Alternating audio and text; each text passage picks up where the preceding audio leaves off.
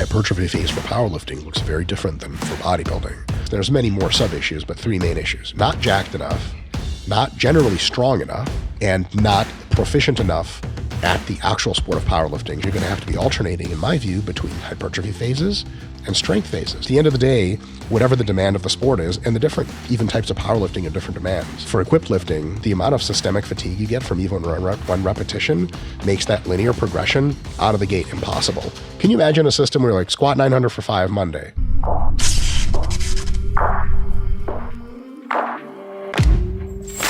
So without further ado, we're going to get into our guest today, which is Mike Israetel, which I don't want to do what everybody else does and just kind of ramble about what all your credentials are.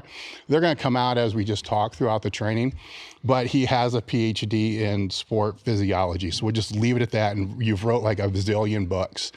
And what I want to do is, right when you sat down, I told you about, you came out to, it was actually when the gym was in what I consider one of the greatest, biggest mistakes that I ever did the company was, we were in that lumberyard place for a while. And then where the gym was only like a 600 square foot part of that complex. And Jim's office was Jim's office, but then it also became Jim's office and where we were pressing t-shirts. And then we started selling more t-shirts. So as Jim's trying to work, there's boom, like heat press just blasting all day long. So we realized we had to move the heat press from Jim's office to where the weight room was. Then the weight room had to go somewhere. So I found this place in the middle of nowhere, which is an old John Deere dealership, which you came out to visit, which was awesome, right? Because you look at it, you're like, this is the greatest thing in the world. It's in the middle of nowhere. It's perfect, so we move all the shit over there, put more stuff in there because that's what you do when you have a gym. The bigger it is, you fill it up. And I never stopped to think, how's it heated? And it was propane heated. And there's a big propane canister that was out front. And we went from like $100 a month heating for where it was before to $2,000. Oh my God. No, it was like, oh shit. Never even. So it was like, okay, don't ever turn the heat on. Nobody ever turned the heat on, which we really didn't do, but it's still, that became this process of we got to figure out how to move it back. But while we were there, it was maybe a year and a half is where we started these underground strength sessions, which you came to. And because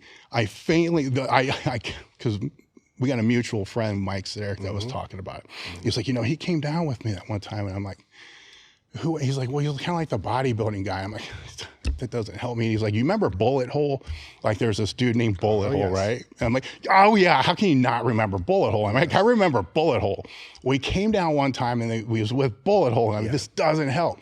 He said, well, he gave you a bottle of this Russian wine. And I'm like, now I know who you're talking about, because I felt so bad because I don't drink. Yeah. And I'm like, I don't know what I'm going to do with this. And Wendler's like, don't worry, man.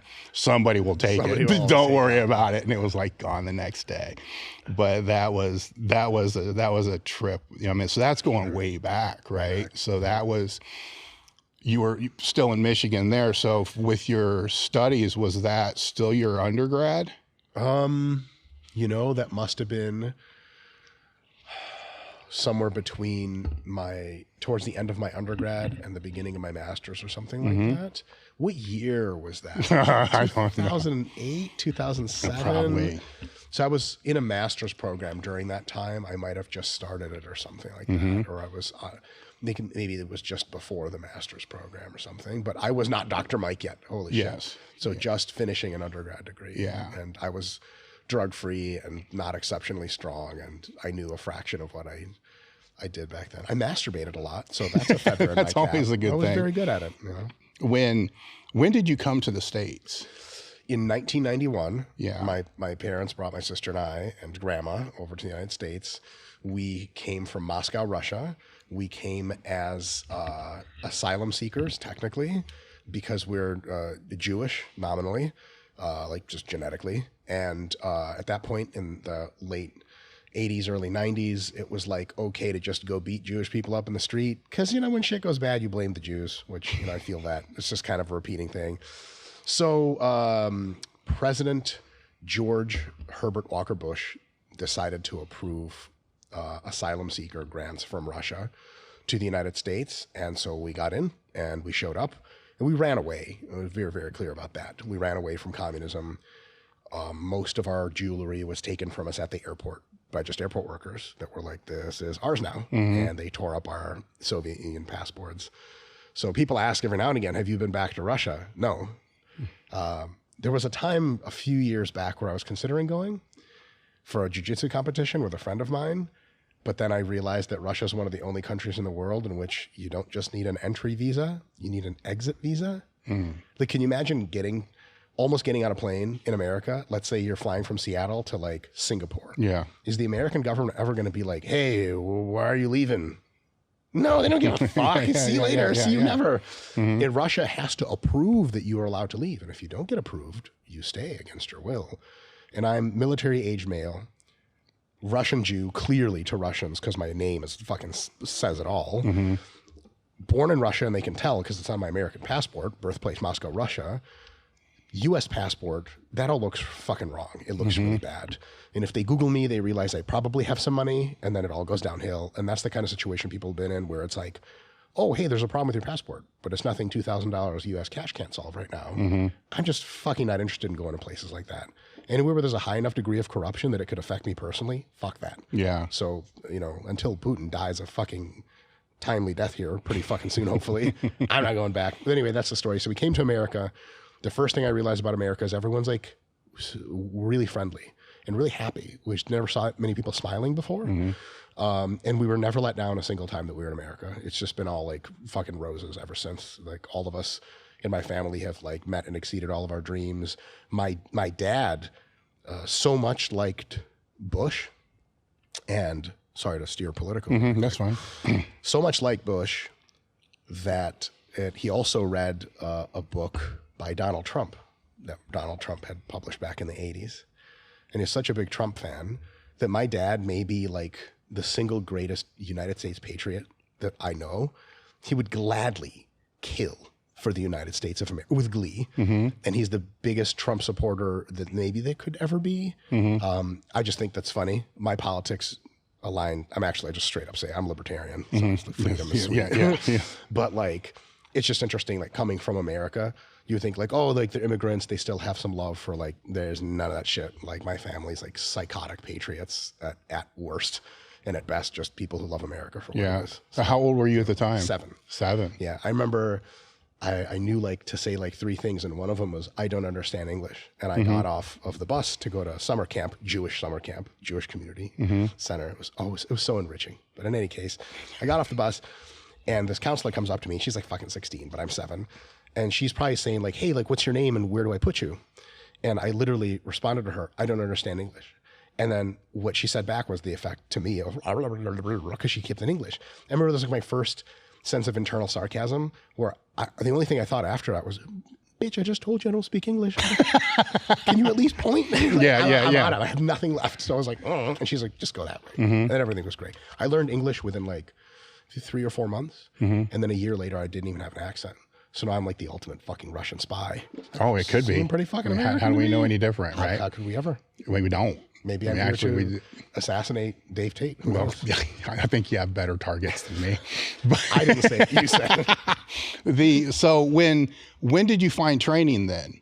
When did that come into your life? As a teenager, how did that come to be? So I was trying to hang out with a friend of mine who's still my best friend, and we went to the same middle school, and we went to freshman year of high school together in Michigan, Oak Park, Michigan, Berkeley, Michigan. Yeah.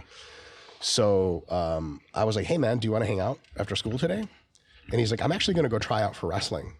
And I was like, can I come along? It's one of those fucking weird life decisions. So much happened after that. I can't tell what part of that was inevitable because of the wrestling, or what part of that I would have come into anyway. But I went to wrestling, and I ended up staying in wrestling for all of high school. He just did like 2 years, and then he was out. And it was in wrestling that I discovered that the human body is a system that is either capable of generating lots of good things, power, strength, endurance, or not so good things. And I just happened to be a late bloomer, puberty-wise. something I tried to make up for later with excessive masturbation, I might add.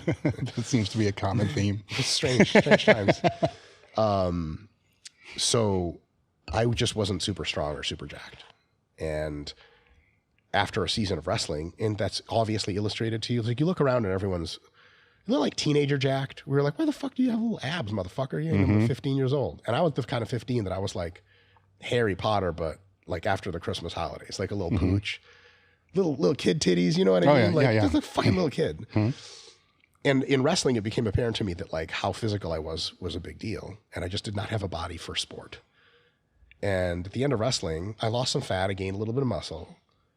But then I noticed that people who were fucking jacked, I think it just were better at everything. And also I wanted to look like that. So I was like, I'm going to go lift weights. I started lifting weights explicitly with the goal of getting stronger for wrestling. The summer after my freshman year, or really the spring, because as soon as wrestling ended, spring of freshman year, I was fucking in the weight room. And I did that. And at first my goal was to just get stronger for wrestling. And I fucking hated lifting weights. I hated it. Weird. But like, I hung in there because I was like mission oriented. Yeah. After 1 year of lifting weights, I loved lifting weights more than wrestling. After multiple years of lifting weights, I knew it was going to be the rest of my life, something I did. It grew on me in like a really, really crazy way. So eventually I finished all 4 years of wrestling, but every year, and this is not something I'm proud of at all, so I was a different person back then. If I had to redo high school, I would wrestle 365 with active rest breaks here and there, but I would be going to D1 everything, because like that's my mentality now. If you're going to do something, you fucking do it right. I get less interested in wrestling every single year of high school, even though I finished. And then as soon as I was done with the last year of wrestling, I had another chance encounter with a gentleman in the Jewish Community Center of Metro Detroit, of course, who was a former powerlifting guy. And he had won some things. And he watched me bench press, and I was like 140 to 160, and I was benching 225 for reps, which is like pretty fucking good for high school. Good, and he saw me in the Jewish Community Center, and he was like, you could be good. And I was like, I know who you are. I've heard about you. Much respect. And he's like, no worries. Do you want me to teach you how to bench press? And I was like, yes. And the first time I learned how to arch and retract, I was like, this is dumb. I'm weaker. And then 4 sessions into arching and retracting, I was lifting numbers I couldn't even conceive of before, because clearly that's fucking better. And then the powerlifting bug bit. And I was like, oh, wow. I started looking up records. I started looking up techniques. And then in college, I was just powerlifting and into that whole world. And at the end of that powerlifting journey, roughly, is when I met you for the first time, after looking at many, many pictures of you, of course, in the privacy of my own home. Well, hopefully without the masturbation, I hope. Otherwise it's going to be really weird. I mean, I would look at the pictures and memorize what you look like. I mean, you know what this is? Let's just get I was fat and bloated. So that makes this even way kind of more weird. People like what they like. Remember the bears? Or the bears still, the powerlifting bears? You know, the big bloated, like Chad Ikes was... The powerlifting bears are like I believe they were the gay powerlifting community, right? And they liked the big furry big dudes like Chad Ikes and stuff like that. Dave, when you say, do I remember, these people are still around. They're still around. More in force than ever before. I know them. Oh, they're out there. Yes. 100%. Yeah, you're doing just... Yeah, I'm a little disconnected. Unbelievable. Yeah, they're still around. Yeah, 100%. Did the weight training or the training... because you were wrestling before, did it change your win-loss record? Did you become a better wrestler? So unfortunately, I got less and less invested in wrestling for a few other reasons, sort of outside the scope. But my ability with whatever technique I knew to make the match go my way was like exponentially increased. I mean, if you're just fucking jacked and you're a sophomore wrestler, you just win 50% of your matches automatically just because you're fucking stronger. So... when I know of people who wrestle but don't take weight training seriously, to me it's like a truly deep admission of the fact that you don't understand the whole picture.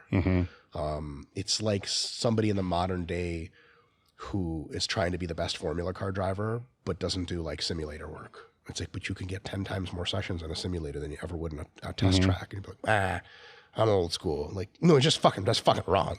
It's like training to be a pilot without going to the simulator. Like, it's not that.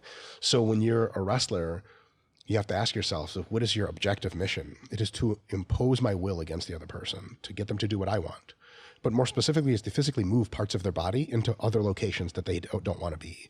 It's a force vector problem. It's very complex, but at the end of the day, if you can magnify the thickness of your force vector and just push through, whatever technique you have, you can amplify like crazy. Like, if you're wrestling and you get an ankle pick just behind their ankle slightly, if they push out of it, you'll lose it. But if you have super fucking strong grip, strong biceps, strong lats, you go like this, you get the takedown. So whatever level of skill you have, if you're a combat sport athlete at all, the question of how much stronger should I be, the only realistic limits to that answer is if your strength training is degrading your ability to recover or to train more for technique wrestling, those are the only two excuses you have for not spending all of your time. So fill up all of your wrestling time with as much wrestling technique as you can. The rest of your time with rest and relaxation, whatever you have free, should be spending getting gnarly, uncomfortably strong, because then you pose a serious fucking problem for everyone that you compete against. Yeah, there's a lot of similarities between your story and my own, where I was wrestling from 5th, 6th, 7th, 8th, 9th grade. And somewhere in that mix, I found the weight room. But first there was like the universal machine, the coaches are just running you through, and I didn't give a shit, Sure. Just one set. And I realized then, I'm stronger than everybody else, but it was just kind of what you did. And I would just get beat all the time. I was a fish, right? I mean, that's what they called it. And then there was right around 12, 13, my father put me into a powerlifting club, and then just training there, I got stronger. Then all of a sudden I didn't get beat anymore.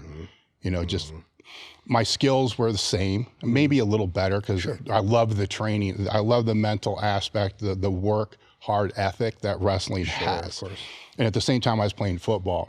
So as I matured and got bigger through high school, going from 10th to 11th grade, there became this drama between coaches, myself, my parents. Like, I wanted to wrestle, but I didn't want to be a super heavyweight, right? Because it was gross, because I was a class under, where I can't remember at the time. No, it was lower than that. We didn't have that at the time. So it was 189. Yeah, something around there. And it was like, I'm 205, 215, 220. And they wanted me to play football, right? So there was that push, like, no, I want to play football, 5'10". Okay. And so there was a pull where I wanted to wrestle because I liked the individual aspect of that. What I do is my reward. I don't have to worry about what everybody else is doing. If they work hard, don't work hard. And then I had the powerlifting thing, which, like yourself, I like better than all of it. So it's like, whatever it is doesn't matter as long as I have this as that first priority. And then pressure, whatever you want to say, I left wrestling and went to football and did fine there, all state, second state, whatever it was. Awesome. Still not tall enough, or didn't have the grades, to do anything with it, which was fine. But I do kind of regret not staying with the wrestling, because I love that work ethic. But it also, in hindsight, it allowed me to move up to 220 and start competing in powerlifting in 220. Back then, in high school, instead of having to stay under 200. Sure. Because I still wasn't going to be the suit. I had to practice with them, but it's not the same sport when you're 189 or whatever it is, wrestling in that class, and then wrestling unlimited. It's just different strategy. It's totally different. But my strength was what took me from being a fish to basically just hog tossing people around. I only knew a handful of moves, but I knew them real well. Sure. But I also knew if I stayed there, I was going to have to continue going to the college, which Finley College was down the street. That's who I was practicing with. So I always try to practice above my skill level. For wrestling. For wrestling, yes, because I wanted to get my ass kicked. That way I could kick ass on the other people. How young were you when you put that together, that getting 14, 15. That's really mature. That's really, yeah. Most people for a long time just want to win at stuff. And that some people never come around to the idea that if I'm losing a lot, that's probably the best thing I could be doing. Yeah. So the parallel is interesting, right? Because it's, as we were talking a little bit before, that's also the same time when, I really started to dig into this training stuff. Sure. When you go to college, what do you want to do? I'm like, I just want to be a strength coach. Oh, you can't. What's that? I mean, back then they didn't even know what it was. Oh, sure. I think there was Buddy Morris, and I'm forgetting the person that was before. They're like two strength coaches that were even around. Yeah. The first one was, the name skips my mind right now, and I feel terrible not knowing. and like the personal trainers were just celebrity trainers. So everybody's like, what are you talking about? No, you need a business degree. You need this, you need this, you need this. So I farted around in college for a while, with shitty grades and not giving a shit about what it was. And then after a while, I realized, you know what, fuck all them. This is what I want to do. I'm going to get the degree in exercise science, and it was individual studies, right? So because they didn't have it at the time. So it was exercise science and nutrition. Yeah. Because I figured that's what I need for a coach. I need to know how to public speak. I need to know how to communicate. I need, degree. I need this. All I want to do is coach people. And then, all I can say now looking back is fuck all those people that said I couldn't do anything with training. That's a curious thing. I think some people are coming, maybe most are coming from a good place where if they can't, most people just want you to be successful. Yeah. Most people also don't want you to take insane risks to try to get really successful. They don't want to see you fail. That's heartbreaking. So I think if you tell most people your idea about what you want to do, I think a lot of people will try to almost securitize that idea in the sense of what I know about it, is it reasonable that you can expect some success? So when you say, I want to be a strength coach, and they just fuck all, no idea what that is. Yeah. I think a lot of people are like, well, why don't you go into something normal like business? Okay, I understand that's always an option. But I think, especially with the way our economy is always expanding, especially in a free country like America, you can kind of do almost anything you want as long as you're relatively intelligent and diligent about it and you care about problem solving.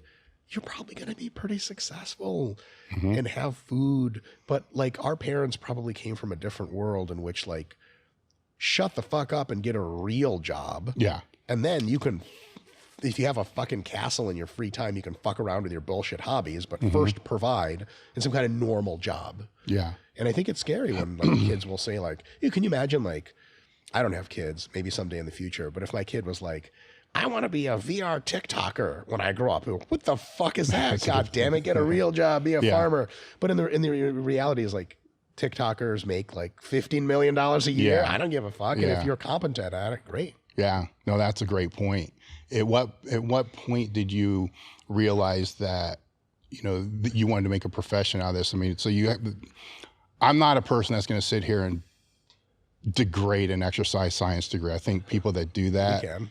Well, I know, and I see both sides of the whole thing, right? But it does provide a bullshit detector for most people. Right. And because there's a lot of bullshit, there's a ton of it. And there's a lot of stuff that even for somebody that's relatively intelligent is hard to navigate. Sure. So at least, it provides that. Now there is, most of the people that I see that really go hard against that are also the people that have probably never sat in any type of exercise science or biomechanics, at all. There's a couple different places you can end up with after really investing yourself or not in an exercise science degree. One place is just the extreme is incel nerd category where you don't lift weights. Yeah. You have never spoken arguably to a human being in real life before, and that one time in the 4th grade, but then you shit your pants right after. You like to sit at home and you like to read studies and everyone's stupid except for you. And you went to school and you have a fucking master's degree, slow clap. You're an exercise scientist and biomechanics, you can draw these little things and you're even big on Instagram now because you don't have to, again, see people in real life. And it turns out you don't actually know anything about how to coach real world athletes to get fucking strong. Yes. I wouldn't go down that route. It's a bad idea. No. The other route is I got big and strong by myself and I worked at the bottling plant the entire time. And I got so big and strong that now I'm one of the world's strongest people and I'm an authority on strength. But reading didn't come too easy to me. And I just hang out with my bottling plant buddies and being smart and looking at books and studies is fucking stupid. I would use another word back from the 90s that I'm going to get canceled for, but lame, another word for lame. And it's just not something I want to get around. So I end up repeating these mantras of just shut the fuck up and lift, bro. Just get fucking strong. Yeah. Iron forges iron. Or oh, I feel all of that, but should I do 4 reps today or 5? And fucking doesn't matter. The Russians saying it doesn't matter? Or the Chinese lifters man, I don't know. I think there's a precision you can have. So I think maybe one of the better perspectives is whether or not you get a formal exercise science degree, try to do 2 things. be fucking hardcore in the gym and explore your own ability to get strong, be around athletes that are fucking pushing the limits so you can understand the dynamics of that from a personal level. Yes. The other thing you can do is just try to learn as much as you can about the science and practice of what the fuck goes on in a gym and outside the gym. Some of the people I've spoken to that know the most about training don't even have degrees in the shit. They just read a bunch of stuff online. They were fucking smart. They read the right shit. I remember talking to people at the end of my undergrad that were engineers. They weren't even in my exercise science track. And they had read Elite FTS before I did. They read it first. And they knew what deloading was before I did. And they knew the concept of deloading. So they would deload every 4 weeks. I would never deload. I was doing high intensity training, you know what I'm saying? Arthur Jones type shit. And I was just like stagnant in strength gains, and they just kept getting stronger. They got stronger than me. And I was like, what the fuck? Then I started reading shit that wasn't in my own undergrad curriculum. Yeah. So the way they got to that was different. But in the end, you fucking train hard, and you also respect that there's a knowledge around that. And if you want to get a lot of the knowledge, that's fucking a really good idea, no matter where you come from. So if I meet someone that has an exercise science degree, I don't automatically be like, oh, they know what they're doing in the weight room. No, I agree with that. Fuck that. They don't. Most of the time, they don't do shit. I mean, arguably, they don't know anything. Yeah, I mean, there's art and a science, right? For sure. So it's both. For sure. For yourself, you decided to go hard into the science part, with the PhD and going and being a professor as well through your journey. What caused that interest for you? So the first reason I went into that stuff was because I started becoming so passionate about getting stronger myself that I wanted to know more about how do I get stronger. I didn't want to leave stuff up to chance. Like if I got really curious about how to design computers, I would ostensibly go into a computer design field because like other smart people have figured stuff out about computers. Maybe they could teach me how to do it better. So I just started taking classes and eventually switched my major to kinesiology because I just wanted to know more about how to make myself and other people I was helping stronger. I got a master's degree in exercise science for that specific, precise, still same reason. And then I thought, okay, well, I kind of a little burned out of school. I did a year in New York City where I was just a personal trainer at a private personal training gym. And I realized at some point I just did not know enough. My own thirst for knowledge about training was just not quenched at all. I had serious ideas that I wanted to know if they were true or not. And so I went back to school to get a Ph.D. Luckily, super fucking luckily for me, the Ph.D. was under Mike Stone at East Tennessee State. And he literally gave us an unbelievable talk on day one was, if you're here for adult fitness, if you're here for injury prevention or rehab, or if you're here for lifestyle medicine, you can get out right now. We're here to take good athletes and make them better. And I was like, holy fucking shit, did I land a jackpot? Yeah. So 3 years of that later, I literally became Dr. Mike because they gave me a PhD.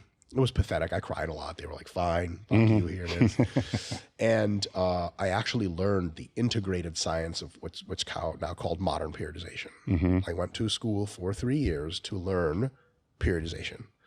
And that was unbelievable because I thought I was going to get a lot out of the program. I got way more out of that program than I thought I would. And at some points during that program, especially towards the end, I started to synthesize ideas about what I was learning with what I was seeing practiced in the real world. And I was like, man, there's a deeper theory at play here. And myself and a few colleagues were the first to extract that and publish it. And actually published it with a former athlete of yours, Chad Wesley Smith. And there's the scientific principles of strength training. And it was like, if you want to train for strength, you have to know what's going on in the background. And if you read this book, you'll have an understanding, not of when to deload, but why. Yeah. And not of how to deload, but how do you determine how? Like, what are the underpinning concepts? Like if you were telling, teaching an alien how to go pick up girls, you'd probably want to be like, to explain to him why that thing is a thing and what girls like. Can you imagine trying to pick up girls or talk to girls, will be more politically correct. And you have no idea what they're interested in or what you're interested in. Well, that's how like 15-year-olds try to do it. Like, hi. And they're just like, hi, and whatever. It's all awkward. But if you really know what's going on underneath the surface, you can design plans that are super intelligent. And that is what I think that book did. We did a similar thing in diet. We can talk about diet if you want. Diet's fine. No, that book's really, it's a really good book. I have the book. I'll walk you through. I got books. I got Oh, shit. a shit Wow, ton a of little books over library. there. Ton, Okay. little. It's the whole wall. Okay. It's over there. But with staying with periodization, because I think that's a topic where there's a lot of basic principles that a lot of people just don't get. Sure. They don't understand. Sure. Where my meathead brain, the way that I try to get this out for people to absorb is I'll tell them to leave bodybuilding aside, right? Because it's hypertrophy training. Yes, there's periodization, but let's just leave that aside because it can confuse the shit out of people real quick. Yeah. And then look at the linear models that are out there, very basic, hypertrophy phase, strength phase, peak phase, whatever else I'm forgetting that's in there, strength power, with the 4 phases, right? Mm-hmm. And then after you do that, look into, block models, bump on stuff. Some of the more basic, because it's your PhDs in this. Yes. It can get it's a big rabbit hole. Sure. It's a mine. It's not a rabbit hole. Yes. Many dead canaries. And then after that, kind of look at conjugate. And then when you look at conjugate, understand what the pitfalls are from that. And then once you understand those 3 in some type of separate capacity, which they're really not, but they kind of are in a way, because everything's still linear, everything's still blocked, but it's, you get where I'm going here. Oh, I wrote a whole article. Yes. That whole thing. Yeah. So just real quick, if I may. Yes. So first thing you can do when you look at periodization, you just look at all the models separately. Yes. And you start to pick out features of them, and you start to figure out sort of obvious downsides. You can look at a purely linear progression. It's just like add 5 pounds to the bar every fucking time. Starting strength. That's what starting strength is. Yeah. And you say, wow, that seems really good. And then if you think it through your mind for another 3 seconds, you go, what happens if I start missing reps and I can't add 5 pounds to the bar? What happens if a lift becomes stale for me? Like my high bar squats are just fucking grooving, and then they're fucking not grooving. And then my hip kind of hurts, but my knees are okay. My quads are okay. There could be other movements I could use to get overall lower body strength. But my high bar is for whatever weird hip reason, is a non-starter. I still do high bar squats Monday and add weight to the bar by 5 pounds, just like always. Linearity breaks down at that point. Mm-hmm. Then you can look at a more extreme version of something else, like conjugate. Mm-hmm. You look at conjugate, or whatever you'd like to call it, concurrent system, and you say, okay, the really good thing about here is there's a huge degree of variation. Mm-hmm. You'll never be bored, and you'll never be irritating the same structures over and over. Because if something hurts, you train some other angle that doesn't hurt at all. Yes. The downside is sometimes you lose track of what it is exactly that I'm trying to do. Mm-hmm. Well, I'm trying to get strong for one very specific thing that happens at a very specific time. And too much fuckery within conjugate makes people forget what the fuck the point even is. Yes. Like, yeah, man, I hit a 12 board PR with 8 chains tied around my neck. And like, sweet, what's your last bench PR? Like bench, like competition bench? Like, yeah, like it's fucking years ago. I don't care. I'm getting stronger. Like, how the fuck do you know that? Mm-hmm. I don't. Meet after meet goes to hell. And you're like, I think we need to come back to more of a semblance. So at the end of the day, whatever the demand of the sport is, and the different even types of powerlifting have different demands. Mm-hmm. For equipped lifting, because almost all of the weights you're lifting are above 100% of your raw max. Yes. The amount of systemic fatigue you get from even one repetition makes that linear progression out of the gate impossible. Can you imagine a system where like squat 900 for 5 Monday? Okay, what do I do next Monday? 905 for 5. Be like, but I'm going to die. Like, and it's 200 over your raw. Right. Oops. Right. Yeah. So at some point you synthesize all of these systems and you take away from them concepts. When people say linear periodization, what I want to do is correct them and say, do you mean progression? Like adding difficulty over time? They're like, well, yeah, that's all we need from that system. Mm-hmm. That's it. That's all we need. Okay, that's great. Well, we have that. Then we have to make a recognition that if we just attack the same systems over and over, they could be overwhelmed and then they stop responding nearly as well, or you irritate various parts of your body because you're doing too much of the same shit. So then we introduce strategic variation. Mondays, you will do low bar squatting every other week. Every other week, you will do a high bar squat with a pause. That gives us just enough variation to progress both of those up, but also enough variation to where when you're just fucking sick and tired enough of high bar squats, next Monday's low bar again, you're like, oh my God, thank fucking God. I wasn't going to do any more fucking high bar squats. So that variation is strategic. So now we say, okay, we still have progression, great. Now we also have some variation, which is awesome. And then we say, okay, there's this other problem I'm getting into. I have really good sessions for maybe 4 or 5 weeks in a row. And then just something, I don't even know what to call it. I just fucking tired. I don't want to train anymore. All of my joints hurt, bro. Joints I didn't even know I was fucking using. I'll wake up, my shoulder hurts. What the fuck? Did I just get injured in my sleep? And if you read about this in the literature, you say, oh, this is a concept called accumulated fatigue, which is like, you just get fucking tired and beat up. It's the same analogy as like a really high level restaurant kitchen, but just like a mushroom falls behind the grill and then it catches on fire and you blow it out. But like, you just can't, there's dust accumulates, all this other stuff. So every now and again, you have to clean the kitchen professionally. Other staff come in, they fucking clean everything, and then you're good to go. So maybe every 4 or 5 weeks, every 3 weeks, every whatever, we have a week where the purpose is to reduce the fatigue. And then you can ask the question of how do we reduce fatigue? Well, is it by doing more training? Unlikely. Like, is it by doing a completely different kind of training that's still hard? No, because it's the hardness that really accumulates fatigue. Can you imagine if I was like, Dave, looked at your powerlifting plan, next week's deload, buddy, no heavy weights. You're like, oh, thank God I needed it. And I was like, you're just going to run a marathon that week. I'm like, but I'm going to actually die. Like, nah, it's different. Don't worry. So we realize, okay, we have some progressive components, linear components, where we absolutely increase weight on the bar. And that's something I think that was missed from when we leaned in as a strength culture a little too much into real extreme conjugate, was people are like, well, I should be adding to my lifts over time. Like, nah, just fuck that. Your body will know. Like, no. You have to purposefully add 5 pounds when you fucking don't want to add 5 pounds. That's how you make real gains, especially towards the end of your career. So you have progressive element. We have a variation element. We don't do the same boring shit all the time, but that's still constrained within like, well, yeah, it's high bar or low bar, but it's still a good type of decent squat. It's not like one day I have you do high bar squat, another day low bar squat, and another day it's like round back good morning. You're like, but that doesn't hit my ability to extend my knees. Like, yeah, don't worry about it. Like, no, it has to still make sense, logical structure. Now we have that, and we have a certain number of weeks we can go until we need to deload and reduce fatigue. Man, we're fucking really onto something. Now we're starting to develop a structure that makes sense. Now here's the thing. If it's raw powerlifting, the amount of variation you need is less. The amount of accumulative fatigue that rises is less because the weights are objectively lower. And it's really easy to train super specifically. It's hard to train super specifically for equipped powerlifting because what are you going to do? Throw on the fucking gear every time? Yeah. That's a non-starter. It's fucking impossible. Now, you can rig some stuff with bands and chains that gets pretty close, but then again, even that's fucking annoying to rig, and even that breaks your body down in weird ways that you need the variation just from fucking breaking down. So you'd have more variation if you had an equipped powerlifter, less variation than if you had a raw powerlifter, but the principles are still the same. It's like if you have someone that comes into your restaurant, you're a cook, and you know they like a little bit more salt or less salt, that doesn't alter the principles of cooking. That just lets you move one of the bars up or down.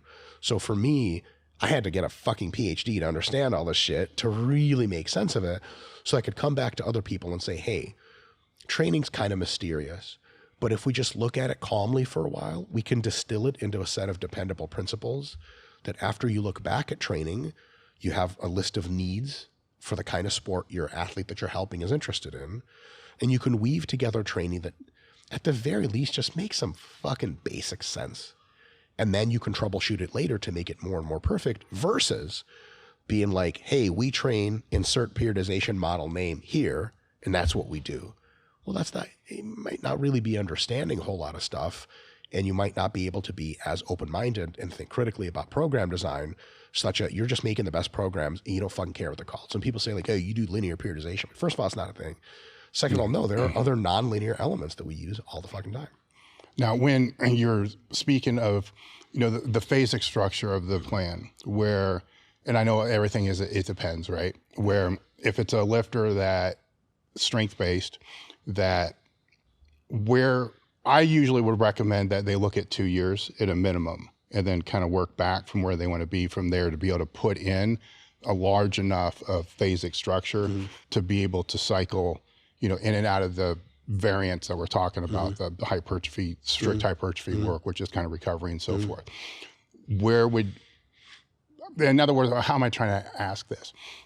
We live in a society of 12-week programs. Yes. Right? And then after that 12-week program, it's just another 12-week program. Yeah. But yet they don't really stack. very well. Sure. They just hop here, here, here, here, instead of thinking more critically on how will this stack to the next, to the step. And I understand people's motivation, desires will change probably faster than what the training means should be, right? Yeah. So Olympic athletes work in quadrennials, right? So that's easy to kind of back down, right? And also, you're sort of in charge. Like, they've bought into the big picture. They can't just fuck off. I mean, they can, but then they're off the team. Yeah. Well, I try to get strength athletes to buy into a bigger picture than 12 weeks. So where I run into some roadblocks with that is, in my brain, a year is really not enough, you know, to really get the full benefit of a training plan. If you're going to really take load off the spine and let things rest and then hit, and then when we're dealing with the chemical aspect, there's you know, that's another variety in there, where 2 years, you know, is would you agree that it needs to be longer than 12 weeks? I mean, obviously. So let's find out what we can reasonably do in 12 weeks. 12 weeks for anyone that an ultra beginner is too short a time to do all three of the phases we would like: hypertrophy, basic strength, and peaking. It's long enough to do 6 weeks of strength, or say 8 weeks of strength and 1 month of peaking, which assumes that they have a competition planned at the end of the 12 weeks.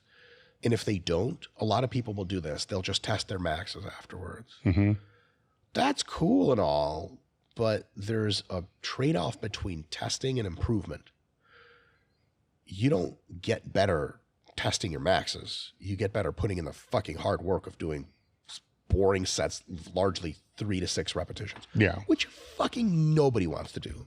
But that's how you get strong. So a lot of people want this, like, almost like condescending lollipop at the end of 12 weeks, where the nice neighbor from the 50s is like, "Good job, Billy. You got a little stronger. Here's your lollipop," which is like, you tested well on these maxes. That's nice. It's nice. And I got no problems with that. The only problem I have with that, if someone who's doing 12-week programs like this goes, "Hey man, like, I've just kind of been hitting the same maxes for a while and I want more. I want to get stronger." Like, oh, okay. Then that's where that 2-year shit comes in. Because then we look at the athlete of where they are and where they want to be. Let's say you're in the, get out of here, fly.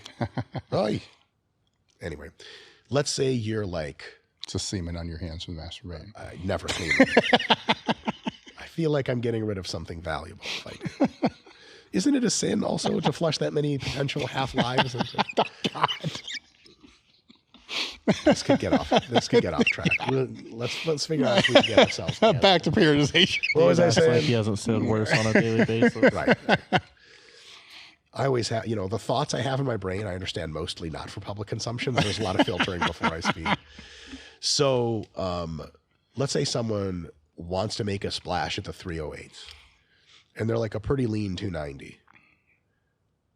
Problem number one, motherfuckers, you're not jacked enough. Because let's talk about a few years back, you'd have to go up against someone like Matt Wenning, and you're just not doing that. Like, he's just fucking too big. And so you say, potentially we have 3 issues we need to address. There's many more sub-issues, but 3 main issues. Not jacked enough, not generally strong enough, and not proficient enough at the actual sport of powerlifting, showing off on meet day, which is to say peaking. Yes. Right? Because if you give me like Brian Shaw, for sure fucking big enough, for sure fucking strong enough, good God. But is he super proficient at the technical powerlifts in a specific federation? Maybe not. Yeah. So Brian Shaw came to me and he's like, "Hey, I want to do a powerlifting cycle." I'd be like, "How long do you have?" His answer could be as short as 3 weeks. And I'd be like, "No problem. We'll just have you practice the lifts, max and sub-max. So you have really good technique and really understand what it feels like to super, super heavy weight in the bar, breathe, all the commands, and then you're fucking golden. You're within 5 or 10% of you could have hit anyway." Because it'd be weird if I was like, "You need to fucking put on muscle." Like, what the fuck? Motherfucker's like a walking bus or something. But if you're 290 pounds, you want to be in the 308s. You're going to have to understand that even with pharmaceutical intervention, especially pharmaceutical intervention where you give slightly enough of a shit about, do I want kids later? Do I want to be alive in 5 years? Because, you know, we can all just take an infinite amount of tren and just like, ta-da. Yeah. But if you do the pharma intervention or not, it's going to take you some amount of time to put on that muscle. And for the most part of that time, you're going to have to be alternating, in my view, between hypertrophy phases and strength phases. Now, hypertrophy phase, in my view, is sets of mostly 5 to 10 reps. That's still fucking pretty heavy. You do sets of 6 in the bench. No one's going to be like, "Bodybuilder, right?" They're going to be like, "Powerlifter?" We're like, "Yes, but I'm trying to get more jacked." So that person just has to fucking put on a shitload of muscle. And occasionally, I would say like 2 or 3 months of hypertrophy training stacked up against 1 to 2 months of strength training. Put on muscle, make it stronger. Put on muscle, make it stronger. For maybe a year and a half. And then he's like 315, still lean. Fucking generally strong as fuck. He's now doing for sets of 4, 10 or 15 pounds above all of his previous 1 rep maxes. Now that is someone who is in a fertile place for a nice long 8 to 12 week modified peak. We really expose them to some more of the very specific technical work of the power lifts themselves. Take our sweet time and make sure that all that general strength and size they've built is perfectly funneled into the ability to show off how much you can lift on the day of the meet. Then that whole 12-week program you're talking about earlier, that whole fucking thing's a peaking program because you put in all the work beforehand to make your general size and strength non-issues. Now, if someone comes up to me and they are like 6'2" and they weigh 135 pounds and they're 16 and they're like, what kind of peak should I do? Be like, motherfucker, what peak? You need to be basically a recreational bodybuilder for years, occasionally doing sets of 3 to 6. Sure, as a kid, occasional max out won't kill you. But mostly what you need to be thinking is, do I look like the motherfuckers at Elite? How come my triceps aren't sticking out? I need that. And I need to be able to do this with 500 pounds for reps. And then I need to worry about how good my peak is. The idea that they're based on where you are as a lifter, so many different programs could apply to you doesn't go so well with the, hey, here's a 12-week program, pay me $99. That's actually 5 payments of $99 through RP. And we don't have any 12-week programs, which is stupid. The cookie cutter approach doesn't, it works fine. But if you want more, you might realize that if you unwrap that gift, 2-year plan comes out. It depends on how good you want to be. How serious are you about the shit? Some people not so serious. Some people do the short cycles for years and they get so frustrated with not making any gains. They go to the longer cycles. They make the first gains ever in years and they go, okay, I'm fucking sold. But for some people, it's really hard. And I'm sure you've been involved in this before. You get someone to do the foundational work without letting them max out on the squat, bench, and deadlift for a while, and they just fucking disappear. And you see them at the local YMCA maxing their bench. It's the same shit it always was. You're like, Lou, how are you? And they're like, what's up, buddy? Long time no see. You know, work really caught up with me. And you're like, you're the man. Well, it's like the high school kids are going to max in their you know, the friend's basement. 100%. Or garage. You know, so you got to kind of know that's factor, even though they're not going to tell you they're doing that. And you could even say to them, look, I know you motherfuckers max out. Just don't have anyone drop the bar on your neck. Don't do it alone so you don't fucking die. Otherwise, have fun. But I'll tell you this, as you motherfuckers mature, you're going to realize maxing does diddly dick for you unless it's in a planned phase where you're trying to get good at maxing. Because that skill of handling super heavy weight, it's really hard to train. It's really expensive to train. So how many times under the bar, how many 1,000+ squats do you even have in you? It's like a finite number until your body's like, fuck you, I'm out. So you got to do it strategically. We also know that 1 repetition of maxing doesn't make you that strong. It shows off how strong you are, but it's really more sets and more reps that do the trick. And these kids aren't down there doing the Louis Simmons 10x2 protocol. They're not. They're just like one time. No, that's just the girl comes down and they're like, hit me again. So you can tell them like, look, this shit is all fun and games. You're a fucking kid. Have fun. Just don't do anything really stupid and know that if you're not feeling the maxing, it has nothing to do with making you better. It's just for fun. And if you tell them that, I think a lot of kids will be like, yeah. And they'll bench. And one time they'll be like, I don't want to do this. Oh yeah. And Dave said that I shouldn't be doing this anyway. And if I just want to do sets of 5 or whatever, I'll be better off. And then at some point, I think the mature ones kind of get away from doing maxing and stuff like that as much. So yeah, I think for kids of a certain age, you just have to accept that they're going to do fuckery on the side. But it's good to recognize that, I think, and be like, I know you motherfuckers do fuckery. Just know it's not that bad. But also, like, if you ever feel like you don't have to do it, just don't fucking do it because it's fucking pointless anyway. Maybe that's a way to get behind. I don't know. My parole officer says I'm legally not allowed to be around children, never mind work with them. I think it's a whole misunderstanding. Just never wear a clown suit unless the federal authorities know about it. That's all I'm going to say. I think most people that have been around the strength game understand the phasic aspect of 5s, 3 singles and stuff like that.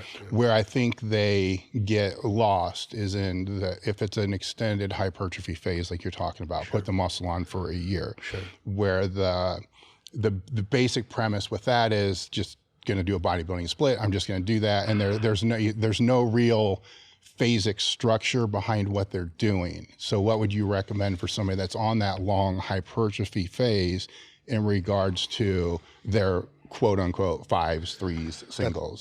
That's an absolutely great point. You don't want to go like walk off into the endless hypertrophy dark mystery forest and like a year you come back, fucking leaves growing on you. You're like, the fuck were you doing in there? Well, you don't gain as well. Right. Yeah. So I think that for powerlifters, for anyone, 3 to 5 months of dedicated hypertrophy training requires a break afterwards because you're so desensitized to growth. And if you were to train more to overcome that desensitization, you just end up exceeding your maximum ability to recover and you just can't do it anymore. It's like you can only floor the pedal until you hit the fucking the metal, and then it just doesn't go anymore. So being that 3 to 5 months is, for many people, the upper limit of how long they can do a hypertrophy phase. In my view, a really good thing to do after that, 3 to 5 months of hypertrophy work, and then 2 to 3 months even, let's call it 2 months of strength work, sets of 3 to 6 or whatever. So you take that size that you build and you reteach your nervous system how to use it to generate basic strength, which is sweet. Yeah. First of all, it's a gut check on whether or not you've been adding muscle, because if you think, oh man, I'm fucking big, maybe you've added it in the wrong places. Like, can you imagine a powerlifter going off for months and then coming back with like huge side delts, bigger calves, big biceps? Yeah. And you're like, I see your assistance work went up, but it turns out they've been ignoring the heavy compounds and they're just not even fucking stronger. Yeah. So you take that 3 to 5 months of hypertrophy work, you put 2 or 3 months of strength work into it. After that, you take an active rest break just to relax, a week or two, just chill. Something that people from the rest of the world in the strength do a lot and the Americans don't do as much. Mostly because I think Americans do this because it's fun, and also because there's a hardcore mentality of like, fuck taking 2 weeks off. That's fucking lame. Like, it's actually really good for your body. Something to know in hindsight when we're older, nothing we're going to come to when we're 22. Yeah. But after that, you go back to hypertrophy work and you cycle in again. So basically, you're getting stronger for sets of 5 to 10 for months. That staleness hits you. You start getting stronger for sets of 3 to 6. You're the strongest you've ever been. Hopefully, you'll be hitting some of your old rep maxes for sets of 3 to 6. You know you're on the fucking right track. You know you're not just off in the woods doing hypertrophy in quotes. You're real muscle that you're building. And then after that strength phase is over and you have more size to build, you go again for 3 to 5 months, build more size. But I'll say the way to build that size, there's better ways and worse ways. A hypertrophy phase for powerlifting looks very different than for bodybuilding. For bodybuilding, we use every repetition range between 5 and 30 plus reps. But anything much further north of 10 reps just doesn't carry over well to powerlifting. At the very least, the carryover would take weeks and weeks and weeks of training. I mean, imagine you built Tom Platz-like legs from sets of 20 in the squat and hack squat. Okay, show me how much you can squat. Yeah. It's going to take me months to convert my nervous system and muscle architecture into something that does that. But if I built my legs with sets of 5 to 10 reps, this is going to take me 2 weeks to be pretty fucking good at sets of 3 to 6. In addition, there's an exercise component. I want to build my body with exercises that probably aren't the competition lifts themselves, because if you use the competition lifts year round, you just get stale as fuck. Also, you get injured beyond recognition. But derivative lifts, especially ones that focus on my areas of need. So if you're really struggling locking out the bench press, you're going to be doing a shitload of dips, a shitload of jam presses and sculls, and a shitload of close grip work so that your chest gets bigger, shoulders get bigger, triceps get bigger, but really emphasis on the triceps. And then locking out is much easier because you added the muscle where you're supposed to add it in the rep range of 5 to 10. So that muscle that you added is the kind that gets raw, like shows off its strength really fast. Now that kind of shit, like imagine again coming into a gym and seeing someone do a deficit deadlift, their 4th set of 6 repetitions, and being like, what athlete is that? Like, I don't know. It could be a really hardcore bodybuilder, but it could be a powerlifter. I don't know. The answer in that case, it's a powerlifter. But it doesn't look like you would think hypertrophy works look. And it almost looks like strength work. And in a sense it is, but sets of 6, sets of 7, sets of 8, that's a shitload of volume, especially for a powerlifter. I mean, how many sets of deficit deadlifts would it take for you to get sore if they were sets of 8? Or just worn out. Yeah, right. Yeah, like exactly. Thinking about it, I'm getting sore. Yeah. So in that way, it's probably not the best idea for powerlifters to copy bodybuilders and be like, I've actually seen guys do this. Their hypertrophy phase, they'll just buddy up with bodybuilders in the gym and they'll just be training partners. Like, word up, get ready to have sweet side delts, I guess, you can do better. And you can take your powerlifting hypertrophy work and make it just a slightly higher repetition, slightly different lift version of your strength work. When you're done with that, after 3 to 5 months, you need to cool off, you go back into strength. The cool thing about that is it gives the athlete a huge change of pace. It also lets them realign back with what they love the most. I mean, like if you have powerlifters who are going to be the best or close, what they love most in this world is bone crushing weight in their fucking hands. Because if you don't like that, you're not going to be that good at powerlifting. Yeah. You can't take these motherfuckers away from that for too long because they'll fucking quit. Or they'll just be like, fuck this hypertrophy work, I'm done. Like enough sets of 8 for a real fast twitch athlete that's gifted, they're like, this is fucking stupid. Everything hurts. I'm out of here. But if you do that for 3 to 5 months and then they're like, bro, I'm about to quit. You're like, oh, don't worry. Here's a strength block. They do that strength block or strength mesocycle and they're like, oh my fucking God, PR. You're like, did you like that? They're like, yes. Like, do you want to put on more muscle so we can repeat that? They're like, fuck yeah. And then they're bought in. And then the last half of that year, another 3 to 5 months of hypertrophy work, another 2 months of strength work, they already bought into that because they're, they've already seen it be super effective. That's my take. Yeah, a personal story to kind of play into support what you just said is there was a time period when I was in college where I transferred from Tiffin to Bowling Green, and so there's no powerlifting crew. But where at the gym I was training, I had bodybuilders. So they're like, do a show. It's going to take you a year to get ready to do a show. So all powerlifting. That's fun advice. Yeah, so I did 2.5 years of just pure bodybuilding, and there was 1, 2, 3. You good? You're gonna croak. I got that COVID, man. Okay, lungs are back. Let's do it. All right. So there was like 3 or 4 shows throughout this period. So if there was any phasic structure, it was just the show. Yeah. And just pulling out the show, the dieting that goes along with that, and all training with bodybuilders. So my weight went way up.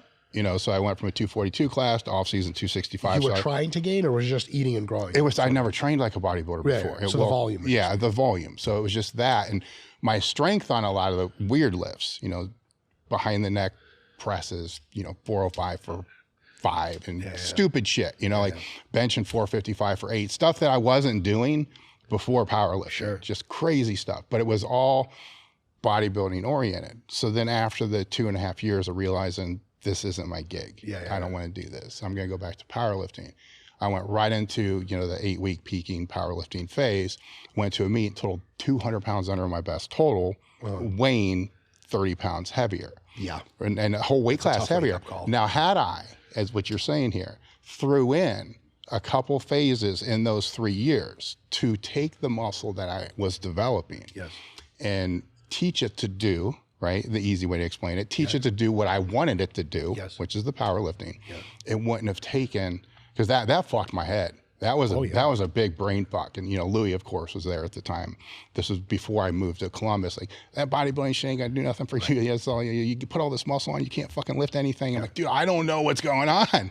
I don't get it. Now looking back, that if somebody is going to take that long time, like you're saying, I think what you just said is extremely vital. Sure. Because it's going to be a bigger battle. It was probably, first I had to learn how to do the lifts again, because 8 weeks wasn't enough. I mean, when you're used to doing a closed stance squat for bodybuilding, now you're going back out wide. It's like, what the fuck? Especially the equipped sumo squat is a completely different animal. Yeah. Well, this was single ply back then, but it's still a big difference, right? Yeah.